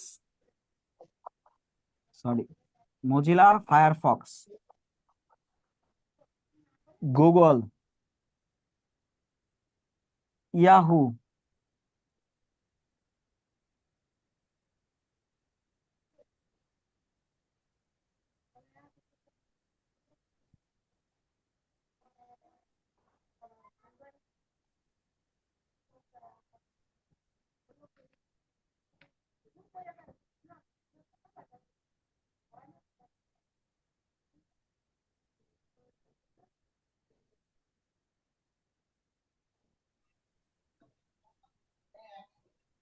net problem নাকি? না স্যার, একটু বাইরে। ইলাস্ট্রেটরের পর কি লিখছে স্যার এটা? প্রিজি। সরি, নেট প্রবলেম না, নেট প্রবলেম হলে আমি বলবো, আমি তো মিউট করে দিছিলাম নিজেকে। আচ্ছা আচ্ছা, এখানে আমরা কিছু সফটওয়্যারের নাম লিখছি, ঠিক না? আচ্ছা, এখন দেখেন MS Word, MS Excel, MS Access, MS Outlook, MS PowerPoint. MS ওয়ার্ডটা কেন ব্যবহার করা হয় বলেন তো? লেখালেখির জন্য ব্যবহার করি না আমরা? জি স্যার। আচ্ছা, এটাকে বলা হয় ডকুমেন্টস তৈরির জন্য। হ্যাঁ, word processing software. Word processing software.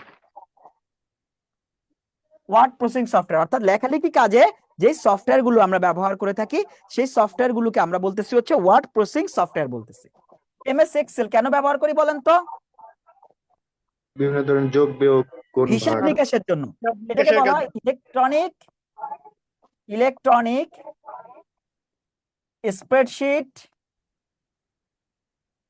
Spreadsheet analysis software.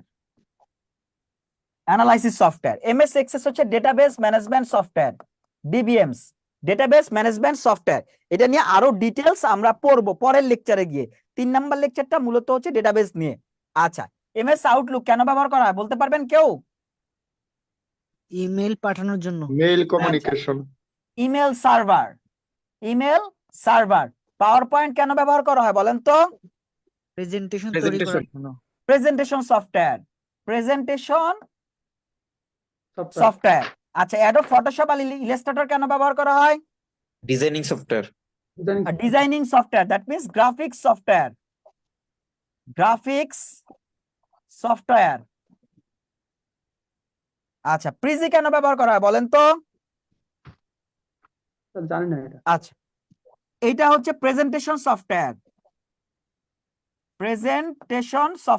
আরেকটা নাম লিখি, কোয়ান্ট এক্সপ্রেস।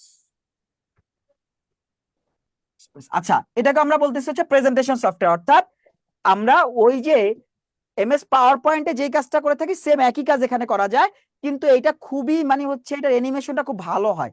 ঠিক আছে, আপনারা ইউটিউবে সার্চ দিয়ে দেখতে পারেন যে প্রিজি প্রেজেন্টেশন দেখলে আপনি দেখবেন যে প্রিজি প্রেজেন্টেশন এর ভিডিও আসে, তো ভিডিওগুলো খুবই সুন্দর হয়। ঠিক আছে, তো এই কারণে হচ্ছে এটা হচ্ছে একটা প্রেজেন্টেশন সফটওয়্যার। আচ্ছা, ক্রোম মোজিলা ফায়ারফক্স এটা কি ধরনের? ব্রাউজার সার্চ ইঞ্জিন সার্চ এটা কি বলতেছি আমরা? Browsing sir browser. আচ্ছা, ব্রাউজিং সফটওয়্যার। আচ্ছা, গুগল, ইয়াহু, সার্চিং হ্যাঁ? Search engine. Search search engine. Search engine. আচ্ছা, কোয়ার্ক এক্সপ্রেস জানি না এটা। বিভিন্ন ধরনের লেখা এডিট করার জন্য বা লেখা এডিট করার, কন্টেন্ট হ্যাঁ কি তৈরির জন্য। কন্টেন্ট তৈরির জন্য এটা বলতে পারেন, লেখা এডিট না, কন্টেন্ট তৈরি। এটা মূলত ডেস্কটপ পাবলিশিং সফটওয়্যার। অর্থাৎ বাংলাদেশের যে বড় বড় প্রকাশনা প্রতিষ্ঠানগুলো আছে, এই প্রকাশনা জি, প্রতিষ্ঠানগুলো হচ্ছে এটা ব্যবহার করে বইয়ের মেকআপ দেওয়ার জন্য। বইয়ের মেকআপ খুব সুন্দর হয় এটাতে। Desktop publishing software. আচ্ছা, এখন দেখেন এই যে MS Word, MS Excel, MS Access, MS Outlook, MS PowerPoint, এগুলোকে আমরা একসাথে বলতে পারি এমএস অফিস, বলতে পারি না? জি স্যার। বলা যাবে? জি স্যার। আচ্ছা, অর্থাৎ এমএস অফিস যদি আপনি ইনস্টল দেন তাহলে হচ্ছে এগুলো সবগুলো একসাথে হয়ে যায়। দ্যাট মিন্স এটাকে আমরা বলতেছি হচ্ছে এই 5টাকে একসাথে আমরা বলতেছি হচ্ছে এমএস অফিস সফটওয়্যার বলতেছি। আচ্ছা, এবার দেখেন মিডিয়া প্লেয়ার আমরা ইউজ করি না? উইন্ডোজ মিডিয়া প্লেয়ার বলেন বা ভিএলসি বলেন, ব্যবহার করি আমরা? জি স্যার। মিডিয়া প্লেয়ার বা ভিএলসি ব্যবহার করি। এগুলোকে আমরা বলতেছি হচ্ছে মাল্টিমিডিয়া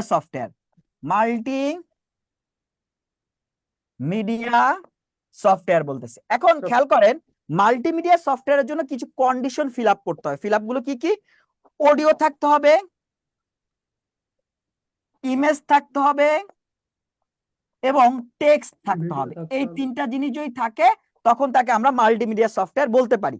কথা কি বুঝতে পারছি না পারি নাই? এই কথা বুঝছেন? জি স্যার। আচ্ছা, অডিও, ইমেজ এবং টেক্সট এই 3টা যদি জিনিস যদি থাকে তখন তাকে আমরা মাল্টিমিডিয়া সফটওয়্যার বলতে পারি। এখন খেয়াল করে দেখেন তো, এই যে আমরা পাওয়ার পয়েন্ট প্রেজেন্টেশন সফটওয়্যার বললাম বা হচ্ছে আমরা এই যে প্রিজি প্রেজেন্টেশন সফটওয়্যার বললাম, আচ্ছা প্রেজেন্টেশন সফটওয়্যার কি আমরা অডিও অ্যাড করতে পারি না? জি স্যার, করা যাবে। জি স্যার। আচ্ছা, আচ্ছা, আমরা কি ইমেজ অ্যাড করতে পারি না? অবশ্যই। জি হ্যাঁ, স্যার। শিওর। টেক্সট অ্যাড করতে পারি। তাহলে কি এই সফটওয়্যার গুলো, প্রেজেন্টেশন সফটওয়্যার গুলো কি আমরা কি মাল্টিমিডিয়া সফটওয়্যার বলা যায় না? জি স্যার, বলা যায়। আচ্ছা, তাহলে পরীক্ষাতে যদি কোশ্চেন আসে মাল্টিমিডিয়া এবং প্রেজেন্টেশন দুইটাই ধরনের অপশন আছে, কোনটা দেখাবেন বলেন? Sir multimedia. মাল্টিমিডিয়া। কেন ভাই? আবার করেন স্যার, বুঝতে অডিও, পারছি। ইমেজ, টেক্সট সবই অ্যাড করা যায় এজন্য। আচ্ছা আহ, উম, আচ্ছা তাহলে আপনি কি ওই যে কি বলে যে এই উইন্ডোজ বা মিডিয়া ভিএলসি যেগুলো আছে এগুলা কি আপনি প্রেজেন্টেশন সফটওয়্যার বলতে পারবেন? না স্যার, কখনোই বলা যাবে না স্যার। আচ্ছা কখনই বলা যাবে না। আচ্ছা একবার একটু আসেন, কথাটা ভালো করে বোঝেন। কথাটা হচ্ছে আপনি এটাকে প্রেজেন্টেশনও বলতে পারেন, মাল্টিমিডিয়াও বলতে পারেন, কিন্তু পরীক্ষায় যদি দুইটা থাকে তাহলে দাগাবেন হচ্ছে প্রেজেন্টেশন। কথাটা বুঝতে পারছেন না বোঝেন নাই? প্রেজেন্টেশন স্যার বললে আরো বুঝলাম না। স্পেসিফিক হয়। কথাটা বুঝতে পারছেন? না স্যার। বুঝতে পারেন নাই? বলছি যদি প্রেজেন্টেশন মাল্টিমিডিয়া দুইটাই থাকে অপশনে, তাহলে আপনি দাগাবেন হচ্ছে প্রেজেন্টেশন সফটওয়্যার। ওই কথা বুঝ কোশ্চেনটা একটু বলেন, মানে কোন অপশনটা থাকবে বা কি থাকতে পারে? যদি আপনার একটা পরীক্ষা ধরেন একটা কোশ্চেন আসছে এরকম, আমার কথাটা বোঝেন, পরীক্ষার কোশ্চেন আসছে এরকম যে এমএস পাওয়ার পয়েন্ট কি ধরনের সফটওয়্যার, অপশনে প্রেজেন্টেশনও আছে মাল্টিমিডিয়া আছে, কোনটা দাগাবেন? সেক্ষেত্রে প্রেজেন্টেশন। প্রেজেন্টেশন দাগাবেন। আমি এইটাই বলতেছি, সেই ক্ষেত্রে আপনি দাগাবেন হচ্ছে প্রেজেন্টেশন সফটওয়্যার। আর যদি প্রেজেন্টেশন না থাকে সেই ক্ষেত্রে আপনি মাল্টিমিডিয়া দাগাবেন। জি স্যার। কথাটা বুঝছেন? জি স্যার, জি ক্লিয়ার। স্যার। কোনো জি। কনফিউশন আছে? না স্যার। না স্যার। থাকলে বলতে পারেন। আর আরেকটা উদাহরণ দিবেন একদম ভালো করে। আর স্যার পরীক্ষার মধ্যে অনেক সময় আছে যে মাল্টিমিডিয়া সফটওয়্যার কোনটা, তখন কোনটা দিব? তখন যদি মাল্টিমিডিয়া সফটওয়্যার না থাকে তাইলে আপনি হচ্ছে পাওয়ার পয়েন্ট দাগাবেন, মানে মেইন মাল্টিমিডিয়া সফটওয়্যার না থাকলে। কথা বুঝছেন? জি স্যার, বুঝছি। জি স্যার, ওকে বুঝছি। হ্যাঁ আচ্ছা ওকে, এবার আসেন বাংলা একটা ব্রাউজার আছে, বলেন তো নাম কি? পিপিলিকা। পিপিলিকা। এটা কি পিপিলিকা কি ব্রাউজার ভাইয়া? Search engine. না না না স্যার, ও না না, এটা কি সার্চ জানো? ইঞ্জিন। না না না না। না, এই গত বছর উদ্বোধন হয়েছে। বিজয়, বিজয় স্যার, না না বিজয়। বিজয় হচ্ছে সফটওয়্যার, লেখার সফটওয়্যার। 21 জন কি? 21 জন্য কি? আরে ভাই 21 22 সব লয়েছেন। আসেন, ব্রাউজারের নাম হচ্ছে তর্জনী, বাংলা ব্রাউজারের নাম হচ্ছে তর্জনী। তর্জনী স্যার। ও বঙ্গবন্ধুর তর্জনী, তর্জনী না? বাংলা ব্রাউজারের নাম হচ্ছে তর্জনী। আর সার্চ ইঞ্জিনের বাংলাটার নাম কি? পিপিলিকা। পিপিলিকা। আচ্ছা আরেকটা আছে, নাম বলেন তো কি? হ্যাঁ বিং। না, বিং হচ্ছে আপনার মাইক্রোসফটের। বিং বাংলাদেশি না, বিং হচ্ছে মাইক্রোসফটের। বিং হচ্ছে মাইক্রোসফটের, হচ্ছে সার্চ ইঞ্জিনের নাম হচ্ছে বিং, মাইক্রোসফটের এটা। আচ্ছা পিপিলিকা আরেকটা হচ্ছে চরকি। চরকি অ্যাপ ইউজ করেন না আপনারা? চরকি অ্যাপ ইউজ করেন? না স্যার, এমনি দেখি মোবাইলে হ্যাঁ, দেখি ওটিটি মাঝে প্ল্যাটফর্ম, যে মাঝে। ওটিটি প্ল্যাটফর্ম ওটিটি, এটা প্রথমে হচ্ছে আপনার সার্চ ইঞ্জিন হিসেবে যাত্রা শুরু করে, পরবর্তীতে এরা ওটিটি প্ল্যাটফর্মে কনভার্ট হয়ে যায়। ওটিটি মানে কি? ওটিটি মানে হচ্ছে ওভার দ্য টপ। ওটিটি মানে হচ্ছে over the top, over the top, এটাকে আমরা বলি হচ্ছে ওটিটি প্ল্যাটফর্ম। ঠিক আছে, এই এতটুকু বুঝতে পারছি? Yes sir. জি স্যার। আচ্ছা আসেন, এবার আসেন ইউটিলিটি সফটওয়্যার। স্যার ইউটিলিটি, আচ্ছা এবার একটু আমার একটু কথা শুনেন তো।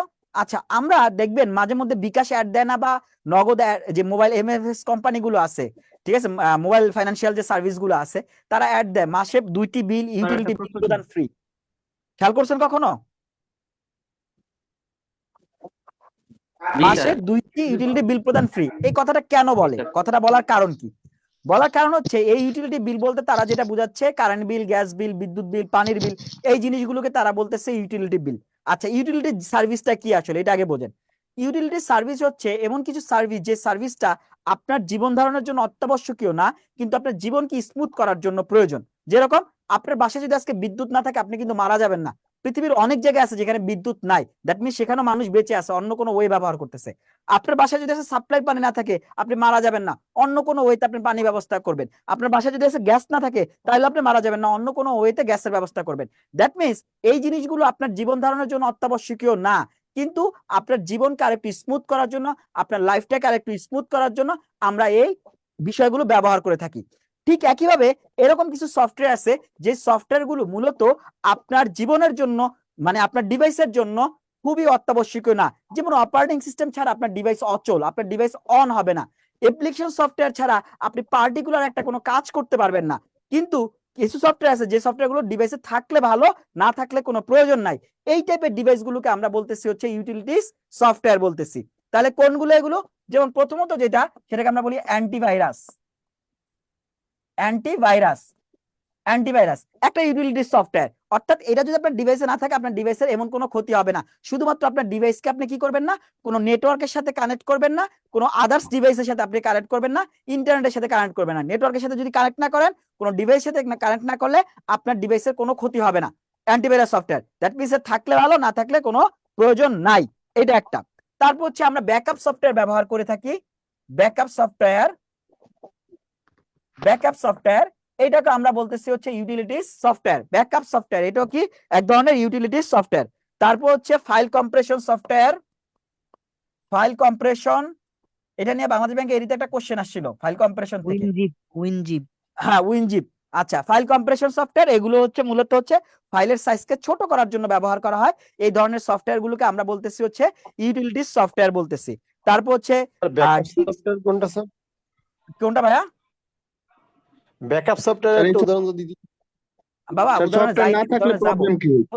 প্রত্যেকটার উদাহরণ লিখবো বাবা, আগে সফটওয়্যার গুলোর নাম লিখি, তার উদাহরণ লিখবো, ঠিক আছে?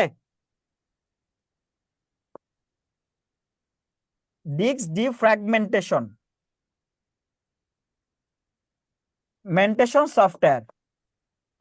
তারপর হচ্ছে disk cleaner, disk cleaner software. এই সফটওয়্যার গুলোকে আমরা বলতেছি হচ্ছে ইউটিলিটিস সফটওয়্যার বলতেছি। আচ্ছা, এবার আসেন প্রথমত অ্যান্টিভাইরাস। আচ্ছা, অ্যান্টিভাইরাসের কথা যখন আমরা বলি তখন আসলে মূলত যে বিষয়টা প্রথমে আসে ভাইরাস আসে। কথাটা ভাইরাস থেকে হচ্ছে অ্যান্টিভাইরাস শব্দটা আসছে। তার মানে ভাইরাস কি? ভাইরাস। আচ্ছা, ভাইরাসের পূর্ণরূপ কি বলেন তো কেউ একজন? ভাইটাল ইনফরমেশন রিসোর্সেস আন্ডার সিজ। ইনফরমেশন রিসোর্সেস আন্ডার সিজ। রিসোর্সেস আন্ডার সিজ। আন্ডার সিজ। সিজ, এইটাকে আমরা বলতেছি ভাইরাস, যেটাকে আমরা বলি এক ধরনের ক্ষতিকর প্রোগ্রাম, এক ধরনের ক্ষতিকর প্রোগ্রাম। যেটা কি করে, যেটা হচ্ছে আপনার অজান্তে কম্পিউটারে প্রবেশ করে এবং কম্পিউটারে প্রবেশ করে হচ্ছে কম্পিউটারে ক্ষতি সাধন করে, সেটাকে আমরা বলতেছি ভাইরাস বলতেছি। এই ভাইরাসগুলোকে প্রতিরোধ করার জন্য আমরা এক ধরনের সফটওয়্যার ব্যবহার করি, যে সফটওয়্যার গুলোকে আমরা বলতেছি হচ্ছে অ্যান্টিভাইরাস বলতেছি। আচ্ছা, এবার কিছু অ্যান্টিভাইরাসের উদাহরণ আমাদের লাগবে, কারণ আমাদের এগুলো পরীক্ষাতে আসে। অ্যান্টিভাইরাস, আচ্ছা বলেন তো কয়েকটা নাম বলতে পারবেন কেউ? Best sir. আচ্ছা, Norton, Kaspersky, Avast, Kaspersky, Panda, Windows Defender, Panda, Avira, Windows Defender, Bitdefender, ঠান্ডা, তারপর হচ্ছে অ্যাভিরা। দেখছেন? ইসেফ, ইসেট, লিখছেন ভাইয়েরা? লিখছি স্যার। কোবরা, এগুলোকে আমরা বলতেছি হচ্ছে কি বলতেছি, এগুলোকে আমরা বলতেছি হচ্ছে আরেক থান্ডার লিখছি, থান্ডার আছে একটা, স্যার MKFect আছে স্যার। হ্যাঁ এমকেএফ একটা আছে। আচ্ছা, তো এগুলোকে আমরা বলতেছি হচ্ছে অ্যান্টিভাইরাস সফটওয়্যার, যেগুলো হচ্ছে ভাইরাস প্রতিরোধের জন্য আমরা এই সফটওয়্যার গুলো মূলত আমাদের ডিভাইসে ব্যবহার করে থাকি। এগুলোকে আমরা বলি হচ্ছে অ্যান্টিভাইরাস সফটওয়্যার। পরীক্ষা থেকে এগুলো থেকে ঘুরে ফিরে আপনার কোশ্চেন আসে যে নিচের কোনটি অ্যান্টিভাইরাস সফটওয়্যার, নিচের কোনটি অ্যান্টিভাইরাস সফটওয়্যার না। এই জিনিসগুলো একটু কষ্ট করে একটু দেখবেন। কথাটাকে বুঝতে পেরেছেন না পারেন নাই? ঠিক আছে স্যার। ওকে, ক্লিয়ার হলে আলহামদুলিল্লাহ, খুব ভালো। এবার আসেন একটু আমরা ব্যাকে যাই। আচ্ছা, এরপর আমরা বলছি ব্যাকআপ সফটওয়্যার। আচ্ছা, ব্যাকআপ সফটওয়্যার কোনগুলো? ব্যাকআপ সফটওয়্যার হচ্ছে আপনি যে কাজগুলো করতেছেন সেগুলোকে ব্যাকআপ নেওয়ার জন্য কিছু সফটওয়্যার ব্যবহার করা হয়ে থাকে। যেমন গুগল ফটোস, আপনি যে ছবিটা তুলতেছেন সেটা গ্যালারিতেও থাকে, আবার গুগল ফটোজও থাকে, থাকে না? জি স্যার। থাকে, দ্যাট মিনস এটাকে আমরা বলতেছি ব্যাকআপ সফটওয়্যার, এগুলোকে বলা হয় ব্যাকআপ সফটওয়্যার। অর্থাৎ একটা কাজ করতেছেন সেটাকে হচ্ছে,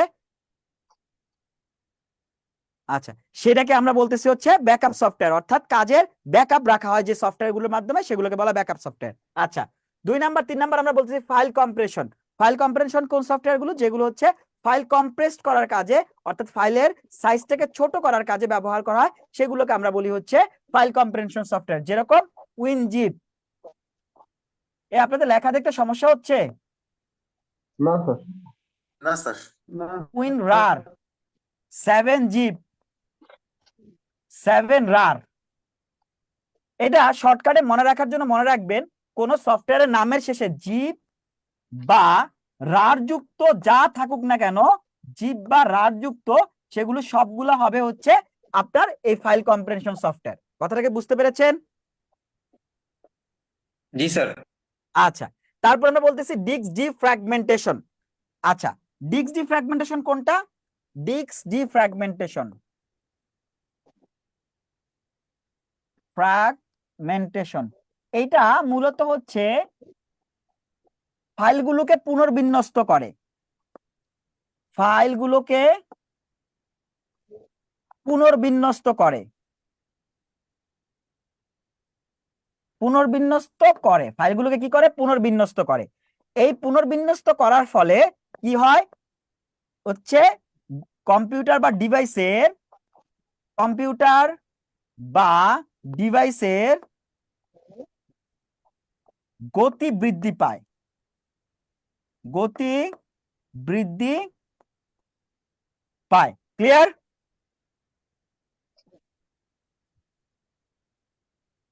জি স্যার। আচ্ছা, তারপর পরেরটাকে আমরা কি বলছি? পরেরটাকে আমরা বলছি ডিস্ক ক্লিনার। ডিস্ক ক্লিনার কোনটা? ডিস্ক ক্লিনারটা নরমাল চিন্তা করেন, আমরা যে সি ক্লিনার ব্যবহার করি না সবাই? জি স্যার। আচ্ছা, এই যে সি ক্লিনার বা ক্লিনার টাইপের যে সফটওয়্যার গুলো ব্যবহার করে থাকি, এই সফটওয়্যার গুলোকে আমরা বলি হচ্ছে ডিস্ক ক্লিনার বলে থাকি। কথা কি বুঝতে পেরেছেন? স্যার একটু আগের পেজে নিয়ে যেতেন স্যার, একটু লেখা বাকি ছিল তো, একটু বুঝিনি। আগের পেজে নিয়ে যেতেন। ওই যে ডিস্ক ডিস্ক এটা এই পেজে? জি না স্যার, ডিস্ক ডিফ্র্যাগমেন্টেশন। এই যে এটা। আচ্ছা ওকে, আচ্ছা, তাহলে এই যে আমরা সফটওয়্যার নিয়ে এতক্ষণ যে আলোচনা করলাম, এটাই মূলত সফটওয়্যারের আলোচনা। কথা বুঝতে পেরেছেন না পারেন না? পারছি স্যার। আচ্ছা, এই জিনিসগুলো একটু খুব ভালো করে, আমরা যে সফটওয়্যার নিয়ে আলোচনাগুলো করলাম, এই জিনিসগুলো খুব ভালোভাবে একটু হচ্ছে মেমোরাইজ করেন বা বুঝে পড়েন, যেভাবে করেন না কেন একটু কাইন্ডলি হচ্ছে করে ফেলবেন। ঠিক আছে? কারণ এই জায়গা থেকে কিন্তু আপনার কোশ্চেন আসবেই, মোটামুটি কনফার্ম থাকে। ক্লিয়ার? স্যার ফাইল কম্প্রেসর গুলো আবার একটু বললে ভালো হয়, আমি সবগুলো লিখতে পারিনি পরের পেজে। স্যার অ্যান্টিভাইরাস এটা একটু বলেন মুখে। কি বলবো ভাই? অ্যান্টিভাইরাস, আচ্ছা ভাইরাস? স্যার, হ্যাঁ বলেন। স্যার অ্যান্টিভাইরাস আমার সফটওয়্যার কোশ্চেন গুলোর ছিল। নামগুলো একটু বলতেছে আবার। কিসের? অ্যান্টিভাইরাস যে সফটওয়্যার যেগুলো। স্যার হ্যাঁ, এই যে নামগুলা সফটওয়্যার, ক্লিয়ার বলুন। এই যে লিখে রাখছি ভাই, এগুলা শীটে আছে, শীটে লেখা আছে, দেখেন স্পষ্ট করে। এই যে লেখা, শীতের থেকে মানে বেশি লিখছি, কম লেখি নাই। ঠিক আছে, এই যে, অনেক বেশি লিখছে। স্যার সেটা একটু। ঠিক আছে, ওকে। আচ্ছা, ওকে, তাহলে একটু আসেন আমরা পরের টপিকে যাই।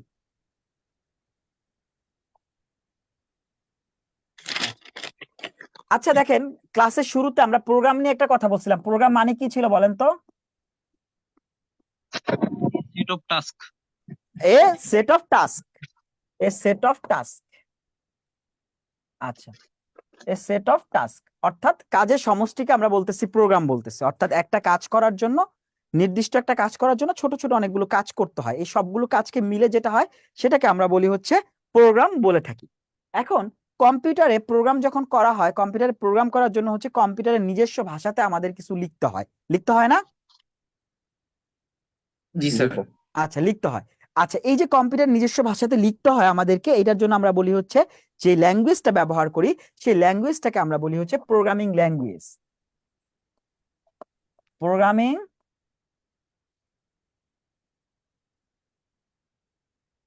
ল্যাঙ্গুয়েজ, অর্থাৎ প্রোগ্রাম করার জন্য কম্পিউটারে যে ভাষাতে আমরা লিখি সেই ভাষাটাকে আমরা বলতেছি হচ্ছে প্রোগ্রামিং ল্যাঙ্গুয়েজ বলতেছি। এখন এই প্রোগ্রামিং ল্যাঙ্গুয়েজ গুলোকে আমরা বিভিন্ন ভাগে ভাগ করতে পারি, বিভিন্ন ওয়েতে আমরা ভাগ করতে পারি।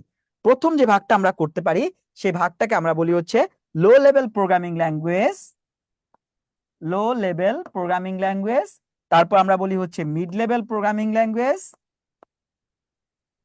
Mid level programming language. Then আমরা বলি হচ্ছে high level programming language, high level programming language. এবং সর্বশেষ আমরা যেটা বলি ভেরি হাই লেভেল বা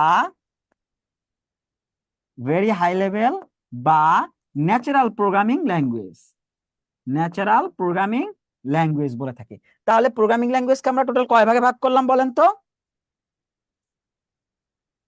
5 4 ভাগে। 4 ভাগে। কয় ভাগে? 4 ভাগে। 4 ভাগে। একটা আমরা বলতেছি লো লেভেল, দেন আমরা বলতেছি মিড লেভেল, তারপর আমরা বলছি হাই লেভেল, এবং সর্বশেষ আমরা ভেরি হাই লেভেল বা ন্যাচারাল প্রোগ্রামিং ল্যাঙ্গুয়েজ বলতেছি। আচ্ছা, এবার আসেন লো লেভেল নিয়ে আমরা একটু কথাবার্তা বলি। আচ্ছা, লো লেভেল প্রোগ্রামিং ল্যাঙ্গুয়েজ গুলোকে 2 ভাগে ভাগ করা যায়। একটাকে আমরা বলতেছি হচ্ছে মেশিন ল্যাঙ্গুয়েজ, মেশিন ল্যাঙ্গুয়েজ। আরেকটাকে আমরা বলি হচ্ছে অ্যাসেম্বলি ল্যাঙ্গুয়েজ,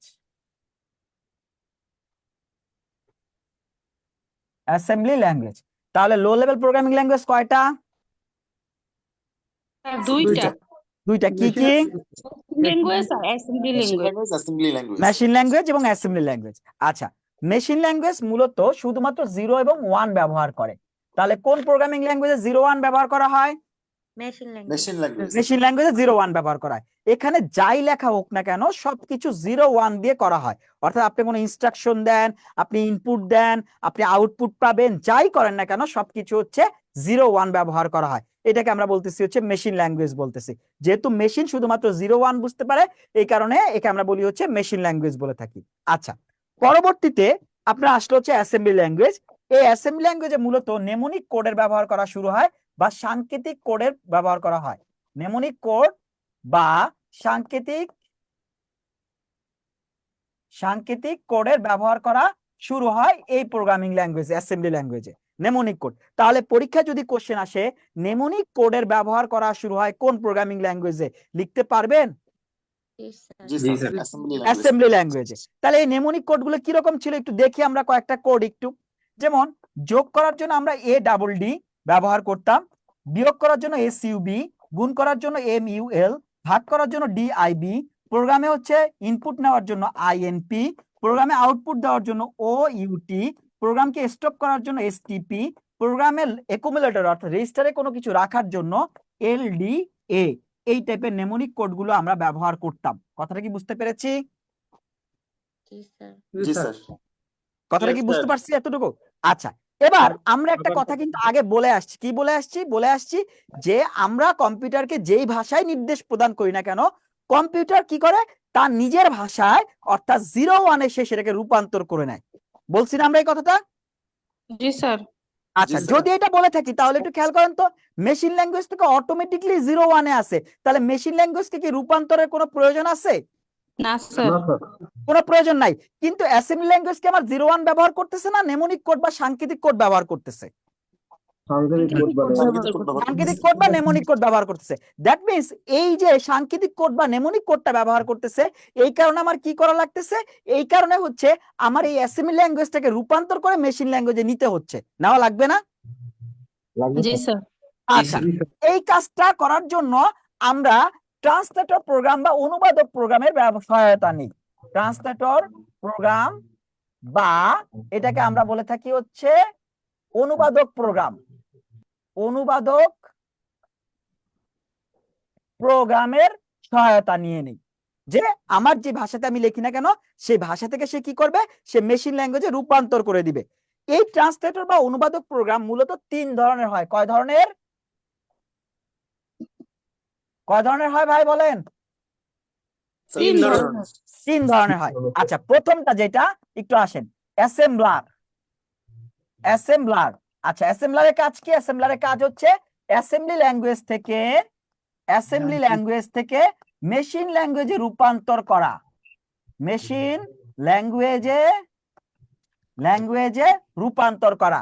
তাহলে অ্যাসেম্বলি ল্যাঙ্গুয়েজ থেকে মেশিন ল্যাঙ্গুয়েজে রূপান্তর করে কে? অ্যাসেম্বলার। অ্যাসেম্বলার। খুব ইম্পর্টেন্ট ব্যাংকের জন্য, এই পার্টটা খুব ইম্পর্টেন্ট ব্যাংকের জন্য, মাথায় রেখেন। তাহলে আমরা বলতেছি যে অ্যাসেম্বলার কি করে? অ্যাসেম্বলার হচ্ছে এক ধরনের অনুবাদক বা ট্রান্সলেটর প্রোগ্রাম, যেটা কি করে থাকে, যেটা হচ্ছে অ্যাসেম্বলি ল্যাঙ্গুয়েজে লেখা কোডটাকে সে কি করে মেশিন ল্যাঙ্গুয়েজে রূপান্তর করে থাকে। আচ্ছা, তাহলে এটা তো গেল হচ্ছে অ্যাসেম্বলারের ক্ষেত্রে। এবার আসেন, তাহলে এরপর আমরা কি বলছি? মিড লেভেল প্রোগ্রামিং ল্যাঙ্গুয়েজ বলছি, হাই লেভেল বলছি, ভেরি হাই লেভেল বলছি, একটু পরে আসতেছি আমরা। কিন্তু আপনি একটা জিনিস চিন্তা করে দেখেন তো, কোন প্রোগ্রামিং ল্যাঙ্গুয়েজের সময় বেশি লাগবে, মেশিনে না অ্যাসেম্বলিতে? অ্যাসেম্বলিতে। অ্যাসেম্বলিতে। কেন? কারণ ট্রান্সলেট করতে হবে। তারপর আবার মেশিনে যাইতে হবে। মানে হচ্ছে এটা ট্রান্সলেট করা লাগতেছে, বাট আমার মেশিন ল্যাঙ্গুয়েজে যখন থাকতেছে তখন কিন্তু ট্রান্সলেট করার কোনো প্রয়োজন হচ্ছে না। যেহেতু ট্রান্সলেট করার কোনো প্রয়োজন হচ্ছে না, সো এখানে সময়টা কম লাগতেছে। বাট যখন আমি অ্যাসেম্বলি ল্যাঙ্গুয়েজে কোনো কোড লিখবো তখন কি করতে হচ্ছে? রূপান্তর করা লাগতেছে বা মেশিন ল্যাঙ্গুয়েজে যেতে হচ্ছে, যে কারণে আমার এখানে সময়টা বেশি লাগবে। এটা মাথায় রাখবেন। 2 নাম্বার কথা, মেশিন ল্যাঙ্গুয়েজ মানুষের জন্য কিন্তু বোধগম্য না। অর্থাৎ মানুষ আমরা কি করতে পারি না, আমরা বুঝতে পারি না। কিন্তু অ্যাসেম্বলি ল্যাঙ্গুয়েজটা যেহেতু সাংকেতিক কোড বা নেমোনিক কোডের ব্যবহার করা শুরু হয়, সেগুলো কিন্তু আমরা বুঝতে পারি। এখানে হচ্ছে অ্যাসেম্বলি ল্যাঙ্গুয়েজের সুবিধাটা, যে মানুষ ইজিলি বুঝতে পারে, বাট মেশিন ল্যাঙ্গুয়েজটা মনে রাখা বা বোঝা সবার জন্য এটা কিন্তু ডিফিকাল্ট। কথাটা কি বুঝতে পেরেছি? জি স্যার। জি স্যার। আচ্ছা, এবার আসেন, তাহলে এই যে আমরা mid level, high level, very high level যে প্রোগ্রামিং ল্যাঙ্গুয়েজ গুলোর কথা বললাম, তাহলে মিড লেভেল প্রোগ্রামিং ল্যাঙ্গুয়েজ বলতে আসলে কোনটা বুঝি? মিড লেভেল প্রোগ্রামিং ল্যাঙ্গুয়েজটা মূলত এই অ্যাসেম্বলি ল্যাঙ্গুয়েজ, অর্থাৎ এই ল্যাঙ্গুয়েজটা আর হাই লেভেলের প্রোগ্রামিং ল্যাঙ্গুয়েজ মাঝামাঝি একটা অবস্থান করে, সেটাকে আমরা বলি মিড লেভেল প্রোগ্রামিং ল্যাঙ্গুয়েজ। আপনারা যারা ইন্টারমিডিয়েট আইসিটি পড়ে আসছেন, তারা সি প্রোগ্রামিং ল্যাঙ্গুয়েজ নামে একটা প্রোগ্রামিং ল্যাঙ্গুয়েজের নাম শুনছেন না? জি স্যার। এটা ছিল। আচ্ছা, শুনছেন। সিতে আমরা আপনারা প্রোগ্রামও করছেন, কে কি করছেন আল্লাহ মাহফুজ জানে, ওটা কি করছেন আমরা জানি ভাই। ঠিক আছে, বুঝতে জি পারছেন? স্যার। আচ্ছা, তো এই সি যে আমরা প্রোগ্রামিং ল্যাঙ্গুয়েজটা বলতেছি, এই সি প্রোগ্রামিং ল্যাঙ্গুয়েজটাকে আমরা বলি একটা মিড লেভেল প্রোগ্রামিং ল্যাঙ্গুয়েজ বলে থাকি। আচ্ছা, কোন কোন জায়গায় এটাকে হাই লেভেল প্রোগ্রামিং ল্যাঙ্গুয়েজ বলা হয়ে থাকে, ভালো করে কথাটা খেয়াল করেন। আচ্ছা, এখন তাহলে পরীক্ষায় আমি কোনটা দেখাবো, মিড লেভেল দেখাবো না হাই লেভেল দেখাবো? এখন খেয়াল করেন, যদি আপনি মিড লেভেল দেখাতে পারেন, যদি প্রায়োরিটি থাকে, মিড লেভেলের প্রায়োরিটি থাকে, তাহলে আপনি অবশ্যই মিড লেভেল দেখাবেন। যদি মিড লেভেল না থাকে, তাহলে আপনি দেখাবেন হচ্ছে হাই লেভেল। কথাটা কি বুঝতে পারছেন না পারেন নাই? জি স্যার। ঠিক আছে, স্যার দুইটা থাকলে মিড লেভেল দেখাবো। স্যার একটা প্রশ্ন ছিল, বলেন। C++ ও কি মিড হবে? না বাবা, C plus plus high level programming language. আমি জাস্ট একটাই লিখছি, C plus plus, C sharp, Python, Java যেগুলো আছে সব নিচের দিকে চলে আসছে। কোবল সব নিচের দিকে, লিস্প, বুঝতে পারছি স্যার। অ্যালগল, এগুলা সব হচ্ছে নিচের দিকে চলে আসছে। আচ্ছা, তাহলে আমরা বলতেছি সি কে আমরা বলতেছি একটা মিড লেভেল প্রোগ্রামিং ল্যাঙ্গুয়েজ বলতেছি। কেন বলতেছি? কারণ এটা অ্যাসেম্বলি ল্যাঙ্গুয়েজ এবং হাই লেভেল প্রোগ্রামিং ল্যাঙ্গুয়েজের মাঝামাঝি একটা অবস্থান করতেছে। বাট এই বর্তমানে একে আবার সি কে আবার কি বলে? হাই লেভেল বলে। কেন বলে? কারণ হচ্ছে সি লাইব্রেরি ফাংশনটা এতটাই এনরিচ করা হয়েছে, এতটাই হচ্ছে আধুনিকায়ন করা হয়েছে, যাতে এটা হাই লেভেলের সাথে মিলে যায়, এই কারণে। কিন্তু প্রায়োরিটি থাকবে হচ্ছে মিড লেভেল, প্রায়োরিটি থাকবে আগে। আচ্ছা, গেল এটা। এবার আসেন, এই যে আমরা মেশিন ল্যাঙ্গুয়েজকে যে বলতেছি, এই মেশিন ল্যাঙ্গুয়েজটাকে আমরা বলি হচ্ছে first generation programming language. First generation programming language. তাহলে সেকেন্ড জেনারেশন কোনটা? সেকেন্ড জেনারেশনটা হচ্ছে এই অ্যাসেম্বলি প্রোগ্রামিং ল্যাঙ্গুয়েজটাকে আমরা বলি হচ্ছে সেকেন্ড জেনারেশন প্রোগ্রামিং ল্যাঙ্গুয়েজ। অর্থাৎ পরীক্ষা যদি কোশ্চেন আসে সেকেন্ড জেনারেশন প্রোগ্রামিং ল্যাঙ্গুয়েজ কোনটা, অ্যান্সার হচ্ছে অ্যাসেম্বলি। মিডকে আমরা বলি হচ্ছে third generation programming language, third generation programming language. High লেভেলকে আমরা বলি হচ্ছে fourth generation programming language, fourth generation programming language. এবং ভেরি হাই লেভেলকে আমরা বলি হচ্ছে ফিফথ জেনারেশন প্রোগ্রামিং ল্যাঙ্গুয়েজ বলে থাকি। এখন দেখেন, আমরা মেশিন ল্যাঙ্গুয়েজকে রূপান্তরের প্রয়োজন হয় না, অ্যাসেম্বলি ল্যাঙ্গুয়েজকে আমরা রূপান্তর করতে পারি অ্যাসেম্বলারের মাধ্যমে। তাহলে এই যে আমরা mid level, high level, very high level, এগুলো কিন্তু রূপান্তরের প্রয়োজন আছে না? জি স্যার। আচ্ছা, এই রূপান্তরের জন্য আমরা দুইটা অনুবাদক প্রোগ্রাম ব্যবহার করে থাকি। কি কি? প্রথমটাকে আমরা বলি হচ্ছে কম্পাইলার, 3 নাম্বারটাকে আমরা বলি হচ্ছে ইন্টারপ্রেটার। আচ্ছা, তাহলে টোটাল অনুবাদক প্রোগ্রাম কয়টা হইলো? তিনটা। টোটাল অনুবাদক প্রোগ্রাম কয়টা তাহলে? 3টা হইলো। একটাকে আমরা বলতেছি অ্যাসেম্বলার, একটাকে আমরা বলতেছি কম্পাইলার, আরেকটাকে আমরা বলতেছি হচ্ছে ইন্টারপ্রেটার। অ্যাসেম্বলারের কাজ আমরা অলরেডি জেনে গেছি, যেটা কি করে অ্যাসেম্বলি ল্যাঙ্গুয়েজ থেকে মেশিন ল্যাঙ্গুয়েজে রূপান্তর করে থাকে। তাহলে কম্পাইলার আর ইন্টারপ্রেটার কি করে? খেয়াল করে দেখেন কম্পাইলার ইন্টারপ্রেটারের দুইটা কাজই সেম, দুইটা কাজই কি সেম। সেম মানে কি? সেম মানে হচ্ছে আপনার যে কোডটা লেখেন সেই কোডটাতে সে কি করে, মানে হচ্ছে সোর্স কোডে রূপান্তর করে, অর্থাৎ মেইন কোডে সে রূপান্তর করে দেয়, অর্থাৎ 0 1 রূপান্তর করে। বাট তাদের কাজের সিস্টেমটা আলাদা বা কাজের প্রসিডিউরটা আলাদা। কিরকম? প্রসিডিউরটা হচ্ছে কম্পাইলারকে যখন হচ্ছে কোনো প্রোগ্রামকে রান করা হয়, কম্পাইলার হচ্ছে পুরো প্রোগ্রাম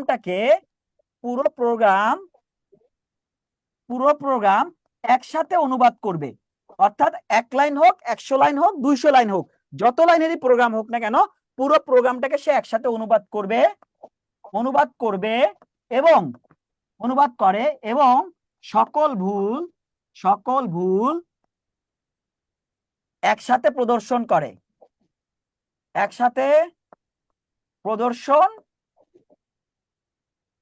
তার মানে কি বললাম আমরা? কম্পাইলার কি? কম্পাইলার হচ্ছে পুরো প্রোগ্রামটাকে একসাথে অনুবাদ করবে এবং সকল ভুল একসাথে প্রদর্শন করে, এটা হচ্ছে কম্পাইলারের কাজ। ইন্টারপ্রেটার কি করবে? ইন্টারপ্রেটার হচ্ছে লাইন বাই লাইন, অর্থাৎ আপনি একটা লাইন লিখবেন, লেখার পরে সে সেটাকে অনুবাদ করবে, অনুবাদ করে যদি ঠিক থাকে তাহলে আপনি পরের লাইনে যেতে পারবেন, আদারওয়াইজ আপনি যেতে পারবেন না। দ্যাট মিনস প্রতি লাইনে লাইনে সে হচ্ছে অনুবাদ করে থাকে। কথাটা কি বুঝতে পারছি? জি sir. Sir line by line program অনুবাদ করে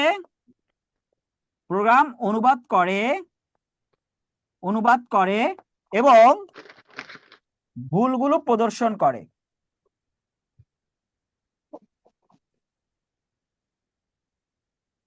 আচ্ছা, এবার বলেন তো কার সময় বেশি লাগবে? ইন্টারপ্রেটারের সময় বেশি লাগবে, কারণ লাইন বাই লাইন হচ্ছে করে এই জন্য। বুঝা বললেন? কমপ্লায়ার স্যার। আচ্ছা, না ভাইয়া, কম্পাইলার না।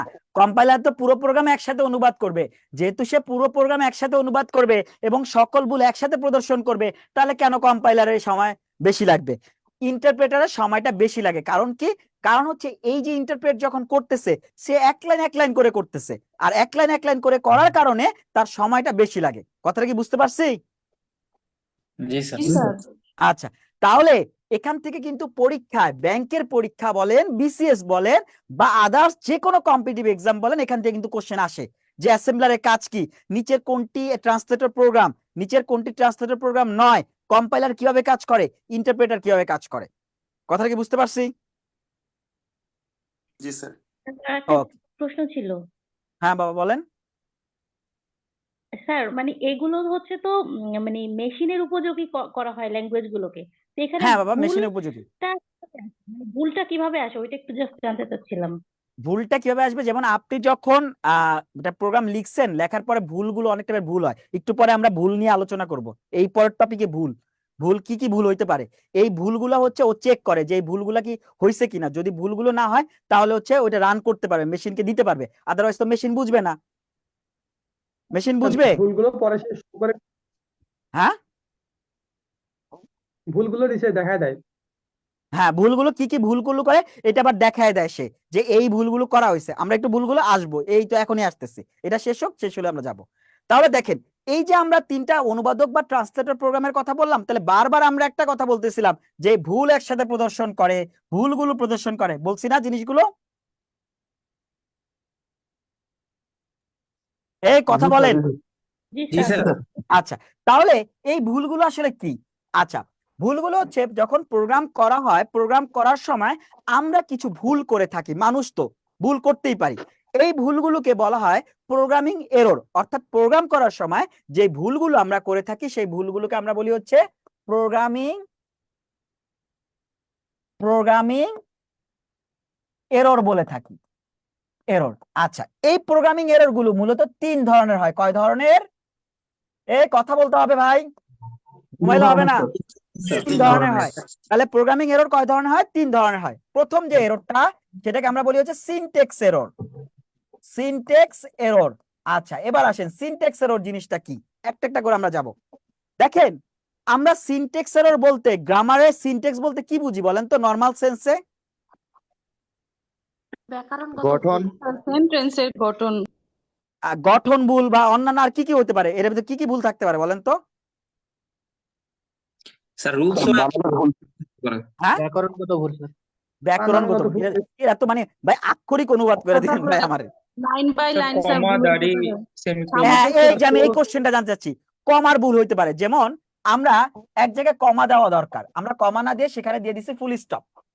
আমাদের এক জায়গায় সেমিকোলন দেওয়া দরকার, আমরা সেমিকোলন না দিয়ে আমরা দিয়ে ফেলছি ক্লোন। হতে পারে না? এটা সম্ভব না? জি স্যার।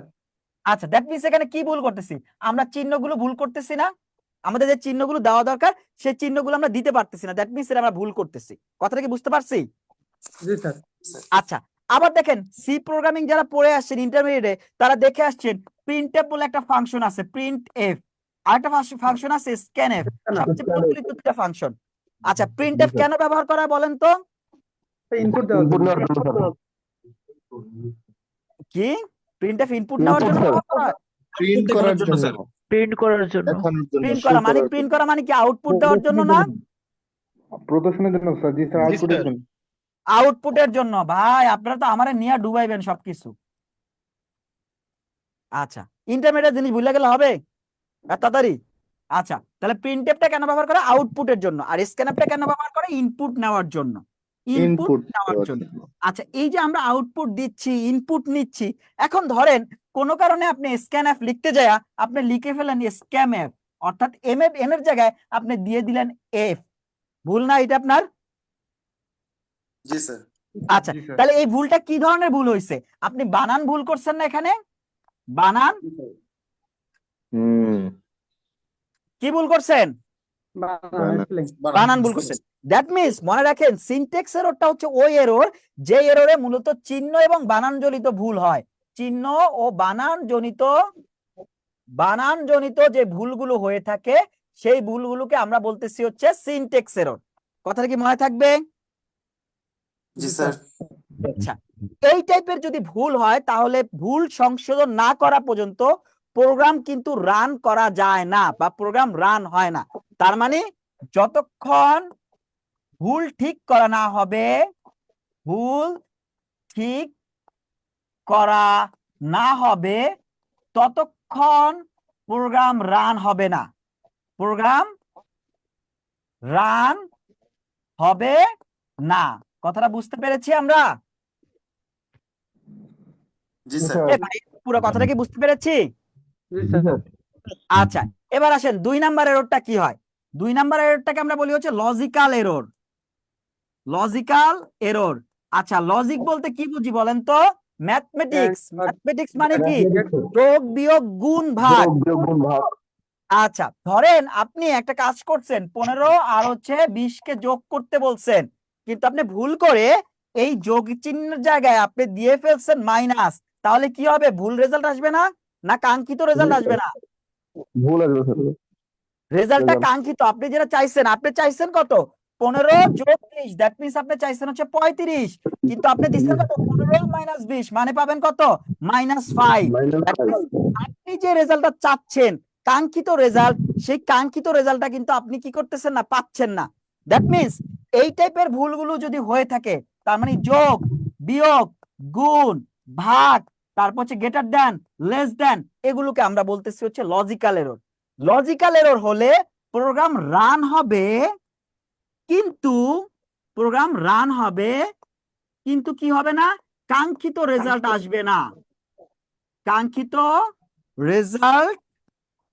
রেজাল্ট আসবে না। কথাটা কে বোঝেন না বলেন একটু আমাকে। জি স্যার।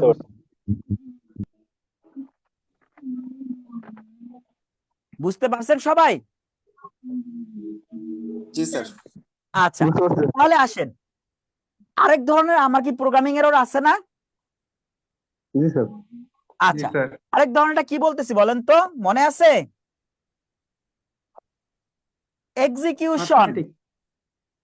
এক্সিকিউশন বা run time error. Run time error. আচ্ছা, এটাকে আমরা বলতেছি এক্সিকিউশন বা রান টাইম এরর বলতেছি। আচ্ছা, এবার আসেন এক্সিকিউশন বা রান টাইম এররটা বলতে কি বোঝানো হয়? ধরেন আপনি দিচ্ছেন হচ্ছে 15, দেওয়া দরকার আপনার 15, আপনি দিয়ে দিচ্ছেন 51, কি হয়েছে? 51 স্যার। 51 হয়ে গেছে। এটাকে আমরা বলতেছি এক্সিকিউশন বা রান টাইম এরর বলি। কথাটা বুঝতে পেরেছেন? 1 নাম্বার বিষয় হচ্ছে এটা। কথা ক্লিয়ার? জি স্যার আচ্ছা, 2 নাম্বার হচ্ছে ম্যাথমেটিক্যালি যেগুলো আনডিফাইন্ড। আনডিফাইন্ড মানে কি? 1/0 এটা কি ম্যাথমেটিক্যালি আনডিফাইন্ড না? আনডিফাইন্ড জি স্যার আনডিফাইন্ড এই টাইপের যদি ভুলগুলো হয়, অর্থাৎ ম্যাথমেটিক্যালি আনডিফাইন্ড বা ডেটার হচ্ছে পজিশন চেঞ্জ করে ফেলছেন, এই টাইপের ভুলগুলোকে আমরা বলি হচ্ছে এক্সিকিউশন এরর বা রান টাইম এরর। বলেন এখন পর্যন্ত যতটুকু আপনাকে পড়ানো হয়েছে কি বোঝেন না আপনি আমাকে?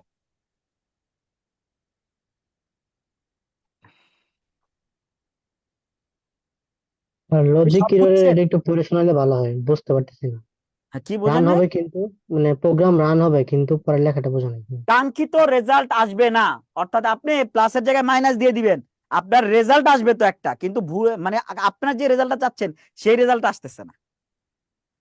প্রোগ্রাম রান হবে কিন্তু কাঙ্ক্ষিত রেজাল্ট আসবে না। আর সিনট্যাক্সে হচ্ছে চিহ্ন বানানজনিত ভুল, যতক্ষণ ভুল ঠিক করা না হবে ততক্ষণ প্রোগ্রাম রান হবে না। আর এক্সিকিউশন এরর বা রান টাইম এরর কি? ডেটার অবস্থানের ফলে চেঞ্জ হয়ে যাবে, অর্থাৎ 1.5 আপনি দিয়েছেন 5.1, দ্যাট মিন্স রান টাইম বা এক্সিকিউশন এরর। ম্যাথমেটিক্যালি আনডিফাইন্ড যে বিষয়গুলো আছে সেই বিষয়গুলোকে আমরা বলি হচ্ছে রান টাইম বা এক্সিকিউশন এরর বলতেছি। ক্লিয়ার? জি স্যার বুঝতে পারছি সবাই? জি স্যার জি স্যার। সবাই বুঝে ফেলছেন?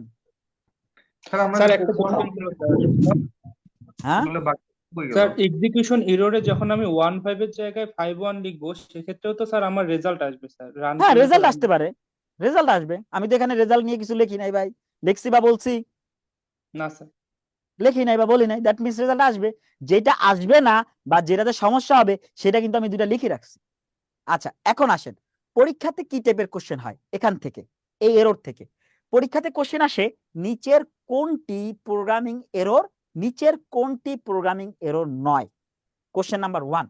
সেকেন্ডলি কোশ্চেন আসে সিনট্যাক্স এরর কোনটাকে বলা হয়, বানান বা চিহ্নজনিত ভুল হলে কোন এরর হয়? Syntax error. আচ্ছা, রানটা আপনার হচ্ছে লজিক্যাল এররের ক্ষেত্রে রেজাল্ট কি আসে কি আসবে না, ওই যে কথাটা যে ম্যাথমেটিক্যালি যে অপারেটর গুলো আছে সেই অপারেটর গুলোর ভুলের কারণে যেটা হয় সেটাকে আমরা বলি লজিক্যাল এরর বলে থাকি। আচ্ছা, আবার এরকম হইতে পারে প্রোগ্রামে আপনি 1/0 দিলে কি ধরনের আপনার এরর হয়, প্রোগ্রামে 1/0 দিলে আপনার যেটা এররটা হবে সেটা হচ্ছে এক্সিকিউশন বা রান টাইম এরর হবে। কথাটা কি বুঝতে পেরেছি? জি স্যার। জি স্যার স্যার কথাটা কি রান টাইমের সাথে কোনো সম্পর্ক আছে নাকি এখানে? কি ভাই? স্যার রান টাইমের মানে টাইমের কোনো সম্পর্ক আছে এখানে? বুঝি নাই আপনার কথা, সেকেন্ড ওয়ার্ডটা বুঝি নাই ভাই। বলতেছিলাম যে রান টাইম এখানে টাইম হ্যাঁ, নিয়ে কোনো কথা আছে নাকি? টাইম না টাইম টাইম নিয়ে রান এরকম কোনো কথা নাই। জাস্ট নামই রান টাইম নাকি? হ্যাঁ, নামই রান টাইম। আচ্ছা, ওকে, এতটুকু ক্লিয়ার। আচ্ছা আসেন তাহলে আমরা পরে যাই। ওকে, এখন দেখেন আমরা প্রোগ্রাম সম্পর্কিত কিছু শব্দ সম্পর্কে জানবো, যে শব্দগুলো যেমন আমাদের জানা দরকার। কি কি? প্রথমটাকে আমরা বলতেছি হচ্ছে অ্যালগোরিদম। অ্যালগোরিদম। 2 নাম্বারটাকে আমরা বলতেছি হচ্ছে ফ্লো চার্ট। 3 নাম্বারটাকে আমরা বলতেছি হচ্ছে সুডো কোড। তিনটা শব্দ, যে 3টা শব্দ প্রোগ্রামিং কনসেপ্টের সাথে আসলে হচ্ছে কানেক্টেড। আচ্ছা, তাহলে প্রথম শব্দটাকে আমরা কি বলতেছি?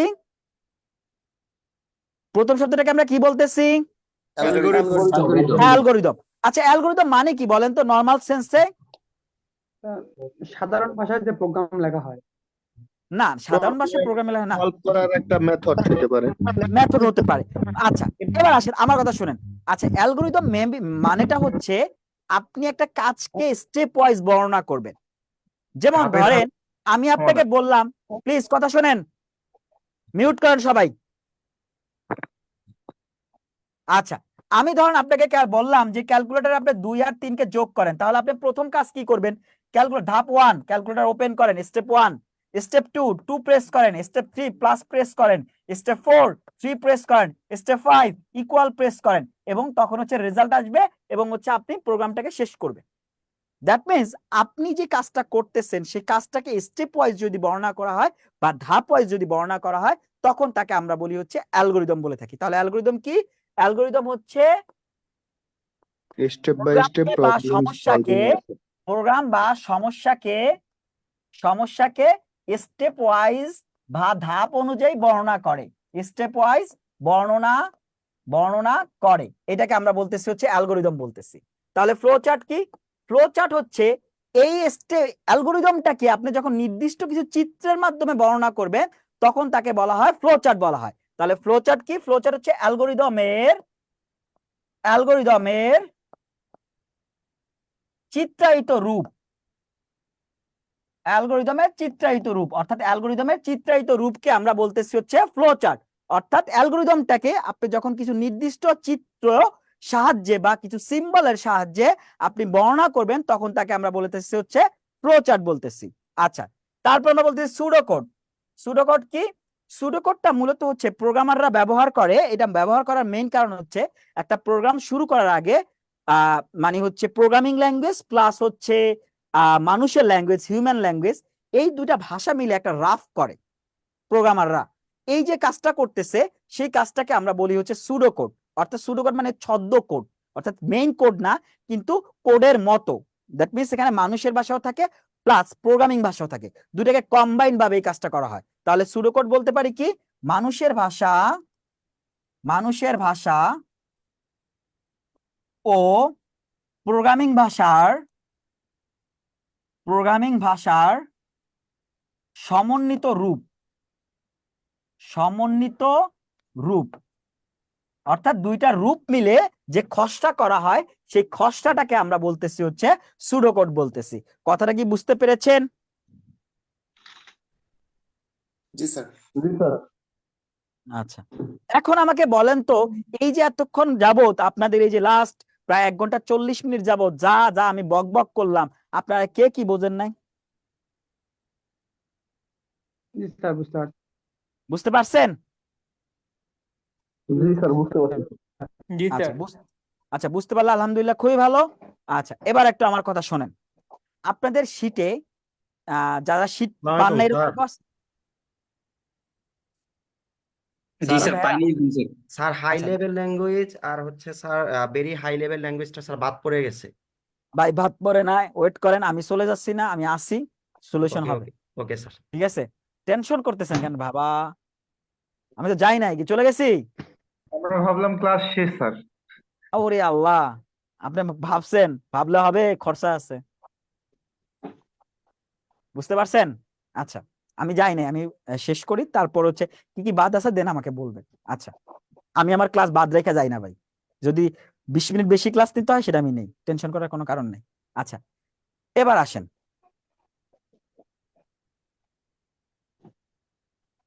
প্রথমত আপনাদের শীটে দেখবেন হচ্ছে পেজ নাম্বার হচ্ছে মেবি হচ্ছে 19 নাম্বার 20 নাম্বার পেজে কিছু শর্টকাট কি দেওয়া আছে, অর্থাৎ এমএস ওয়ার্ডে কিভাবে কিছু শর্টকাট ব্যবহার করা হয়, পাওয়ার পয়েন্টে কিভাবে ব্যবহার করা হয়, বা এক্সেলে কিভাবে ব্যবহার করা হয়, এরকম শর্টকাট কি দেওয়া আছে, দেখছেন কেউ কখনো? জি স্যার। জি স্যার। আচ্ছা, এই শর্টকাট কি গুলো কি করতে হবে বলেন তো একটু, দেখি আপনারা জানেন কিনা।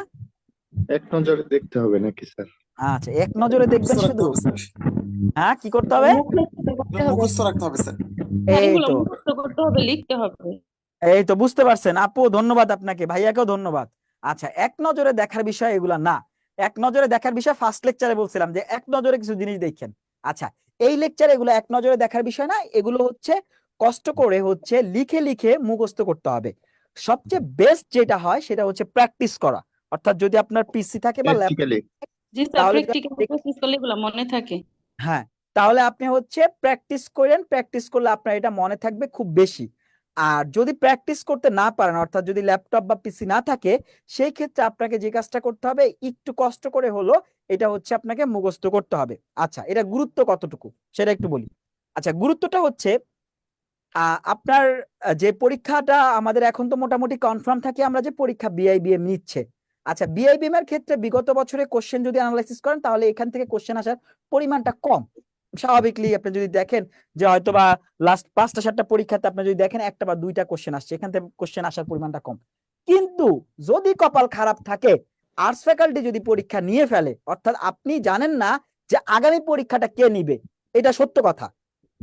মানে যতক্ষণ পর্যন্ত পরীক্ষার হলে হ্যাঁ আমরা একটা ধারণা করতেছি অর্থাৎ একটা সময় পর্যন্ত এখন বিআইবিএম পরীক্ষা নিবে, একটা সময় ধারণা ছিল যে আহসানুল্লাহ কোশ্চেন করবে, একটা ধারণা আমাদের বদ্ধমূল হয়ে গেছে। বাট কালকেই যে আপনার হচ্ছে পরীক্ষক চেঞ্জ হবে না, বা মানে হচ্ছে যারা পরীক্ষা নিচ্ছে তারা যে চেঞ্জ হবে না, এক্সাম টেকার চেঞ্জ হবে না, এটা কিন্তু আমরা বলতে পারি না। কথাটা বুঝতে পারছেন না পারেন নাই? বুঝতে পারছি। আচ্ছা, তো যদি কোর্সের আর্টস ফ্যাকাল্টি করে বা আপনার বিজনেস ফ্যাকাল্টি কোশ্চেন করে, তাহলে মোটামুটি কনফার্ম থাকতে পারেন যে 10টা কোশ্চেন যদি হয় তাহলে 2টা কোশ্চেন হবে শর্টকাট কি থেকে, এটা মোটামুটি কনফার্ম। এবং আর্টস ফ্যাকাল্টির ইতিহাসে এরকম রেকর্ড আছে যে 10টা কোশ্চেনের ভিতরে 7টা কোশ্চেন আপনার হচ্ছে এই জায়গা থেকে দিছে, অর্থাৎ আপনার এই শর্টকাট কি থেকে দিছে সিনিয়র অফিসারের পরীক্ষাতে। আমার কথাটা বুঝতে পারছেন না পারেন নাই? বুঝতে পারছি স্যার। ঠিক আছে, সো যে বিষয়টা বললাম যে এটা হচ্ছে ফার্স্টে হচ্ছে আপনাকে মুখস্থ করতে হবে, মেমোরাইজ করতে হবে, এনি হাউ সেটা প্র্যাকটিসের মাধ্যমে করেন, খাতায় লিখে লিখে করেন, প্রথমে ভুল হবে আবার করবেন, আবার ভুল হবে আবার করবেন, কিন্তু এটা করতে হবে আপনাকে। ক্লিয়ার কথাটা? ইয়েস জি স্যার। স্যার। আচ্ছা, স্যার হ্যাঁ বলেন। স্যার ওই যে কিবোর্ডের যে ফাংশন কি 12টা, হুম, এগুলোর এক একটা বইয়ে এক এক রকমের কাজ দেওয়া, মানে আসলে কোনটা ফলো করব? এটা কোনো নির্দিষ্ট বই ফলো করে লাভ নাই ভাই, কারণ হচ্ছে এক একটা ফাংশন কি, প্রত্যেকটা ফাংশন কি অনেকগুলো কাজ থাকে, বুঝতে পারছেন? জি স্যার। ঠিক আছে, সো এটা যে প্রশ্নকর্তা সেই কোনটা অ্যান্সার নিবে সেই জানে, এছাড়া ভাই আমরা কেউ জানি না। যেমন লাস্ট একটা পরীক্ষাতে এটা হইছে যে একটা ফাংশন কি দিয়ে বলছে, একটা শর্টকাট কি দিয়ে বলছে যে এটা কাজ কি, কিন্তু দুই অপশনে দুইটা ছিল, দুইটাই ওইটা অ্যান্সার হয়। এখন ওইটা হচ্ছে পরীক্ষক কি মনে করতেছে, সেটা হচ্ছে পরীক্ষকের উপর ডিপেন্ড করবে, এটা ভাই আমার আপনার উপর ডিপেন্ড করবে না। কথাটা বুঝতে পারছেন? কিছু কিছু ক্ষেত্রে লাখ ছেড়ে দিতে হয়। ক্লিয়ার? আর স্যার এই যে বাংলাদেশ ব্যাংকের এডি পরীক্ষা দিতে গিয়েছিলাম, এই যে লাস্ট যেটা, ওটাতে হলো কি দেখলাম এমএস এক্সেল থেকে একদম ফর্মুলা দিয়ে দিছে, মানে এগুলাও কি শিখতে হবে? এগুলা কিছু কিছু ভাই যেমন হচ্ছে আপনি দেখেন লাস্ট 6টা পরীক্ষা যদি দেখেন, 6টা পরীক্ষার ভিতরে ওই একটা পরীক্ষাতে ফর্মুলা দিছে, ঠিক আছে? কন্ট্রোল প্লাস এম দিয়েছিল মনে হয়।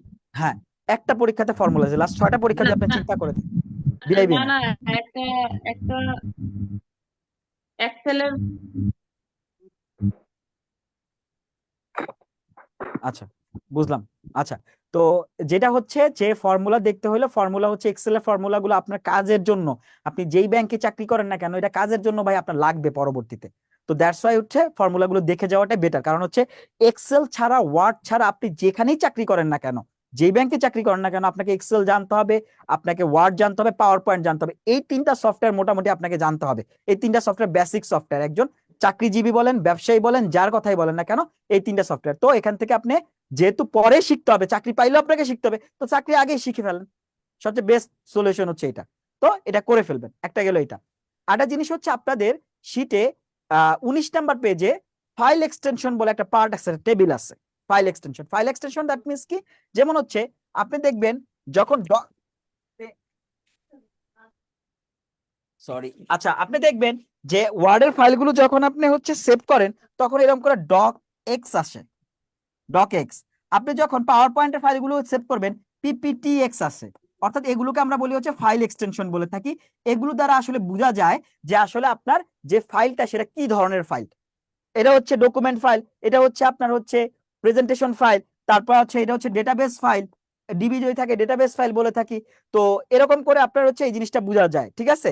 আচ্ছা, তারপর হচ্ছে ডট জেপিজি মানে হচ্ছে ইমেজ বোঝানো হয়, তারপর হচ্ছে MP4 মানে হচ্ছে ভিডিও ফাইল বোঝানো হয়, তারপর হচ্ছে ডট আপনার হচ্ছে MP3 মানে হচ্ছে অডিও ফাইল বোঝানো হয়। তো এখানে এই ফাইলগুলোর আপনাদের হচ্ছে শীটের 19 নাম্বার পেজে একটা চার্ট দেওয়া আছে, এই চার্টটা একটু মুখস্থ করতে হবে।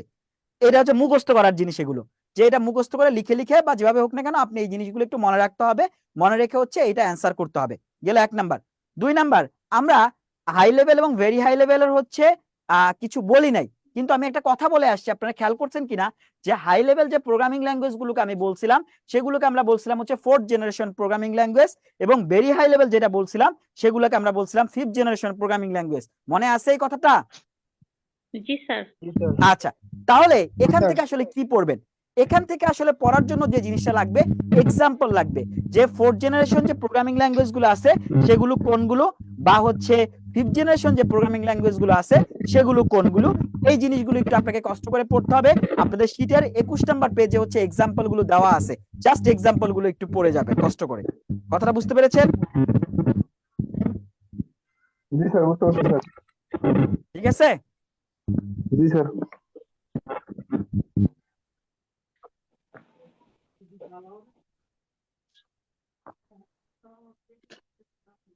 আচ্ছা ওকে, তাহলে এবার বলেন এখন কি বোঝেন নাই? স্যার অনেক ল্যাঙ্গুয়েজে তো থাকে যে এটা ডেটাবেস ল্যাঙ্গুয়েজ, এটা হচ্ছে প্রোগ্রামিং ল্যাঙ্গুয়েজ, এরকম তো ডেটাবেস ল্যাঙ্গুয়েজটা মূলত কি? কি ভাই? আচ্ছা আপুর কোশ্চেনটা কি আমি বলে দিতেছি। আপু কোশ্চেন তো করছে, কোশ্চেন শেষ করে না কিন্তু আমি কোশ্চেন বলতেছি। কোশ্চেন হচ্ছে বাংলাদেশ ব্যাংক লাস্ট এডি পরীক্ষা একটা, লাস্টেরটা না লাস্টের আগের একটা এডি পরীক্ষাতে একটা কোশ্চেন আসছে, নিচের কোনটি হাই লেভেল প্রোগ্রামিং ল্যাঙ্গুয়েজ। ওখানে আপনার অপশন ছিল কি কি আমি বলে দিতেছি। অপশন ছিল পাইথনও ছিল, প্লাস হচ্ছে আপনার হচ্ছে এসকিউএলও ছিল, দুইটাই হচ্ছে হাই লেভেল প্রোগ্রামিং ল্যাঙ্গুয়েজ, এসকিউএলও পাইথনও।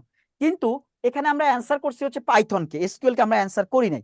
কারণ হচ্ছে এসকিউএলটা মূলত হচ্ছে ডেটাবেসের জন্য ব্যবহার করা, শুধুমাত্র ডেটাবেস, কিন্তু এটা একটা হাই লেভেল প্রোগ্রামিং ল্যাঙ্গুয়েজ, কিন্তু এটা একটা কার্য মানে হচ্ছে এরিয়া আছে, যে এরিয়াটুকুর ভিতরে কাজ করে থাকে। দ্যাট মিনস এটাকে আমরা বলতেছি হচ্ছে আপনার অ্যান্সার না করে আমরা এটা অ্যান্সার করছি। যদি ওখানে পাইথন না থাকতো সেই ক্ষেত্রে এখানে অ্যান্সার হইতো এসকিউএল হইতো, কিন্তু যেহেতু পাইথন ছিল, পাইথনের ব্যবহার ব্রডলি করা হয়, এই কারণে ওটার অ্যান্সার ছিল পাইথন ছিল। লাস্ট এডির আগের এডির পরীক্ষা একটা কোশ্চেন ছিল এই কোশ্চেনটা। কি বুঝতে পেরেছেন? আমি এটাই জানতে চাচ্ছিলাম, মানে ডেটাবেস ল্যাঙ্গুয়েজ বলতে কি বোঝায়, মানে ডেটাবেসের জন্য যে প্রোগ্রাম করা হয় সেই ল্যাঙ্গুয়েজ হ্যাঁ, কিনা? আপনাকে ডেটাবেস এখনো পড়ানো হয় না, আগামী ক্লাসে ডেটাবেস পড়ানো হবে। ডেটাবেস ল্যাঙ্গুয়েজ নিয়ে ডিটেইলস আলোচনা যাব। আমরা যখন ডিবিএমস এর কথা বলছি তখন বলে দিছি ডেটাবেস আগামী ক্লাসে, ডেটাবেস নিয়ে ডিটেইলস আলোচনা হবে ডেটাবেসের ক্লাসে। বুঝতে পেরেছেন? আবার এইচটিএমএল কিন্তু প্রোগ্রামিং ল্যাঙ্গুয়েজ না। এইচটিএমএল হচ্ছে কি, এইচটিএমএল হচ্ছে মার্কআপ ল্যাঙ্গুয়েজ। কারণ কি, প্রোগ্রামিং ল্যাঙ্গুয়েজ আমরা ওই ল্যাঙ্গুয়েজগুলোকে প্রোগ্রামিং ল্যাঙ্গুয়েজ বলি যেগুলোতে লজিক নিয়ে কাজ করতে পারে। এইচটিএমএল কখনোই লজিক নিয়ে কাজ করতে পারে না। এইচটিএমএল যা সিনট্যাক্সের ব্যবহার করা হয়, সিনট্যাক্স ব্যবহার করে আমার নির্দেশটাকে সে অনুসরণ করে, দ্যাট মিনস এখানে লজিক কাজ করে না। অর্থাৎ এটাকে আমরা বলি মার্কআপ ল্যাঙ্গুয়েজ বলে থাকি, অর্থাৎ যেখানে কোনো লজিক কাজ করে না। এইচটিএমএল আছে, এক্সএমএল আছে, এগুলোকে আমরা বলতেছি হচ্ছে মার্কআপ ল্যাঙ্গুয়েজ। এগুলো কখনোই প্রোগ্রামিং ল্যাঙ্গুয়েজ না, এগুলো মার্কআপ ল্যাঙ্গুয়েজ। কারণ কি, কারণ এখানে লজিক কাজ করে না। কথা বুঝতে পেরেছেন? জি স্যার। কথা বুঝতে পেরেছেন?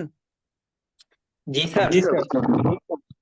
ওকে, তাহলে মূলত যে বিষয়টা নিয়ে আলোচনা করলাম আজকে, আমরা সফটওয়্যার নিয়ে আলোচনা করলাম, বিভিন্ন সফটওয়্যার ক্লাসিফিকেশন করলাম, কিছু এক্সাম্পল দেখলাম, একই সাথে হচ্ছে প্রোগ্রামিং ল্যাঙ্গুয়েজ সম্পর্কে সাধারণ কিছু ধারণা নিলাম, যে জিনিসগুলো থেকে কোশ্চেন আসতে পারে। প্রোগ্রামিং এরর নিয়ে কথা বললাম। এই বিষয়গুলোই হচ্ছে ভালো করে দেখবেন এবং ভালো করে এই জিনিসগুলো হচ্ছে শেষ করবেন। আশা করি এই জায়গা থেকে যদি কোশ্চেন আসে আপনার, তাহলে হচ্ছে কোশ্চেন মিস যাবে না। কথাটা কি বুঝতে পেরেছেন? জি স্যার। ওকে, তাহলে আজকের মতো এই পর্যন্তই স্যার, ইনশাআল্লাহ। হ্যাঁ বলেন। স্যার এখানে যে অ্যালগরিদম, ফ্লোচার্ট আর সুডো কোডের যে এটা দিছে, এটা আসলে কিসের ক্লাসিফিকেশন ছিল, এই জিনিসটা একটু বলতেন, লিখে এগুলো নিতাম। হচ্ছে প্রোগ্রামিং রিলেটেড কিছু ওয়ার্ড বা কিছু শব্দ। আচ্ছা। ওকে, আচ্ছা, সকলে ভালো থাকবেন, সকলের জন্য শুভকামনা রইলো। ইনশাআল্লাহ দেখা হবে অন্য কোনো এক ক্লাসে। সেই পর্যন্ত সবাই ভালো থাকুন, সুস্থ থাকুন। আল্লাহ হাফেজ, আসসালামু আলাইকুম।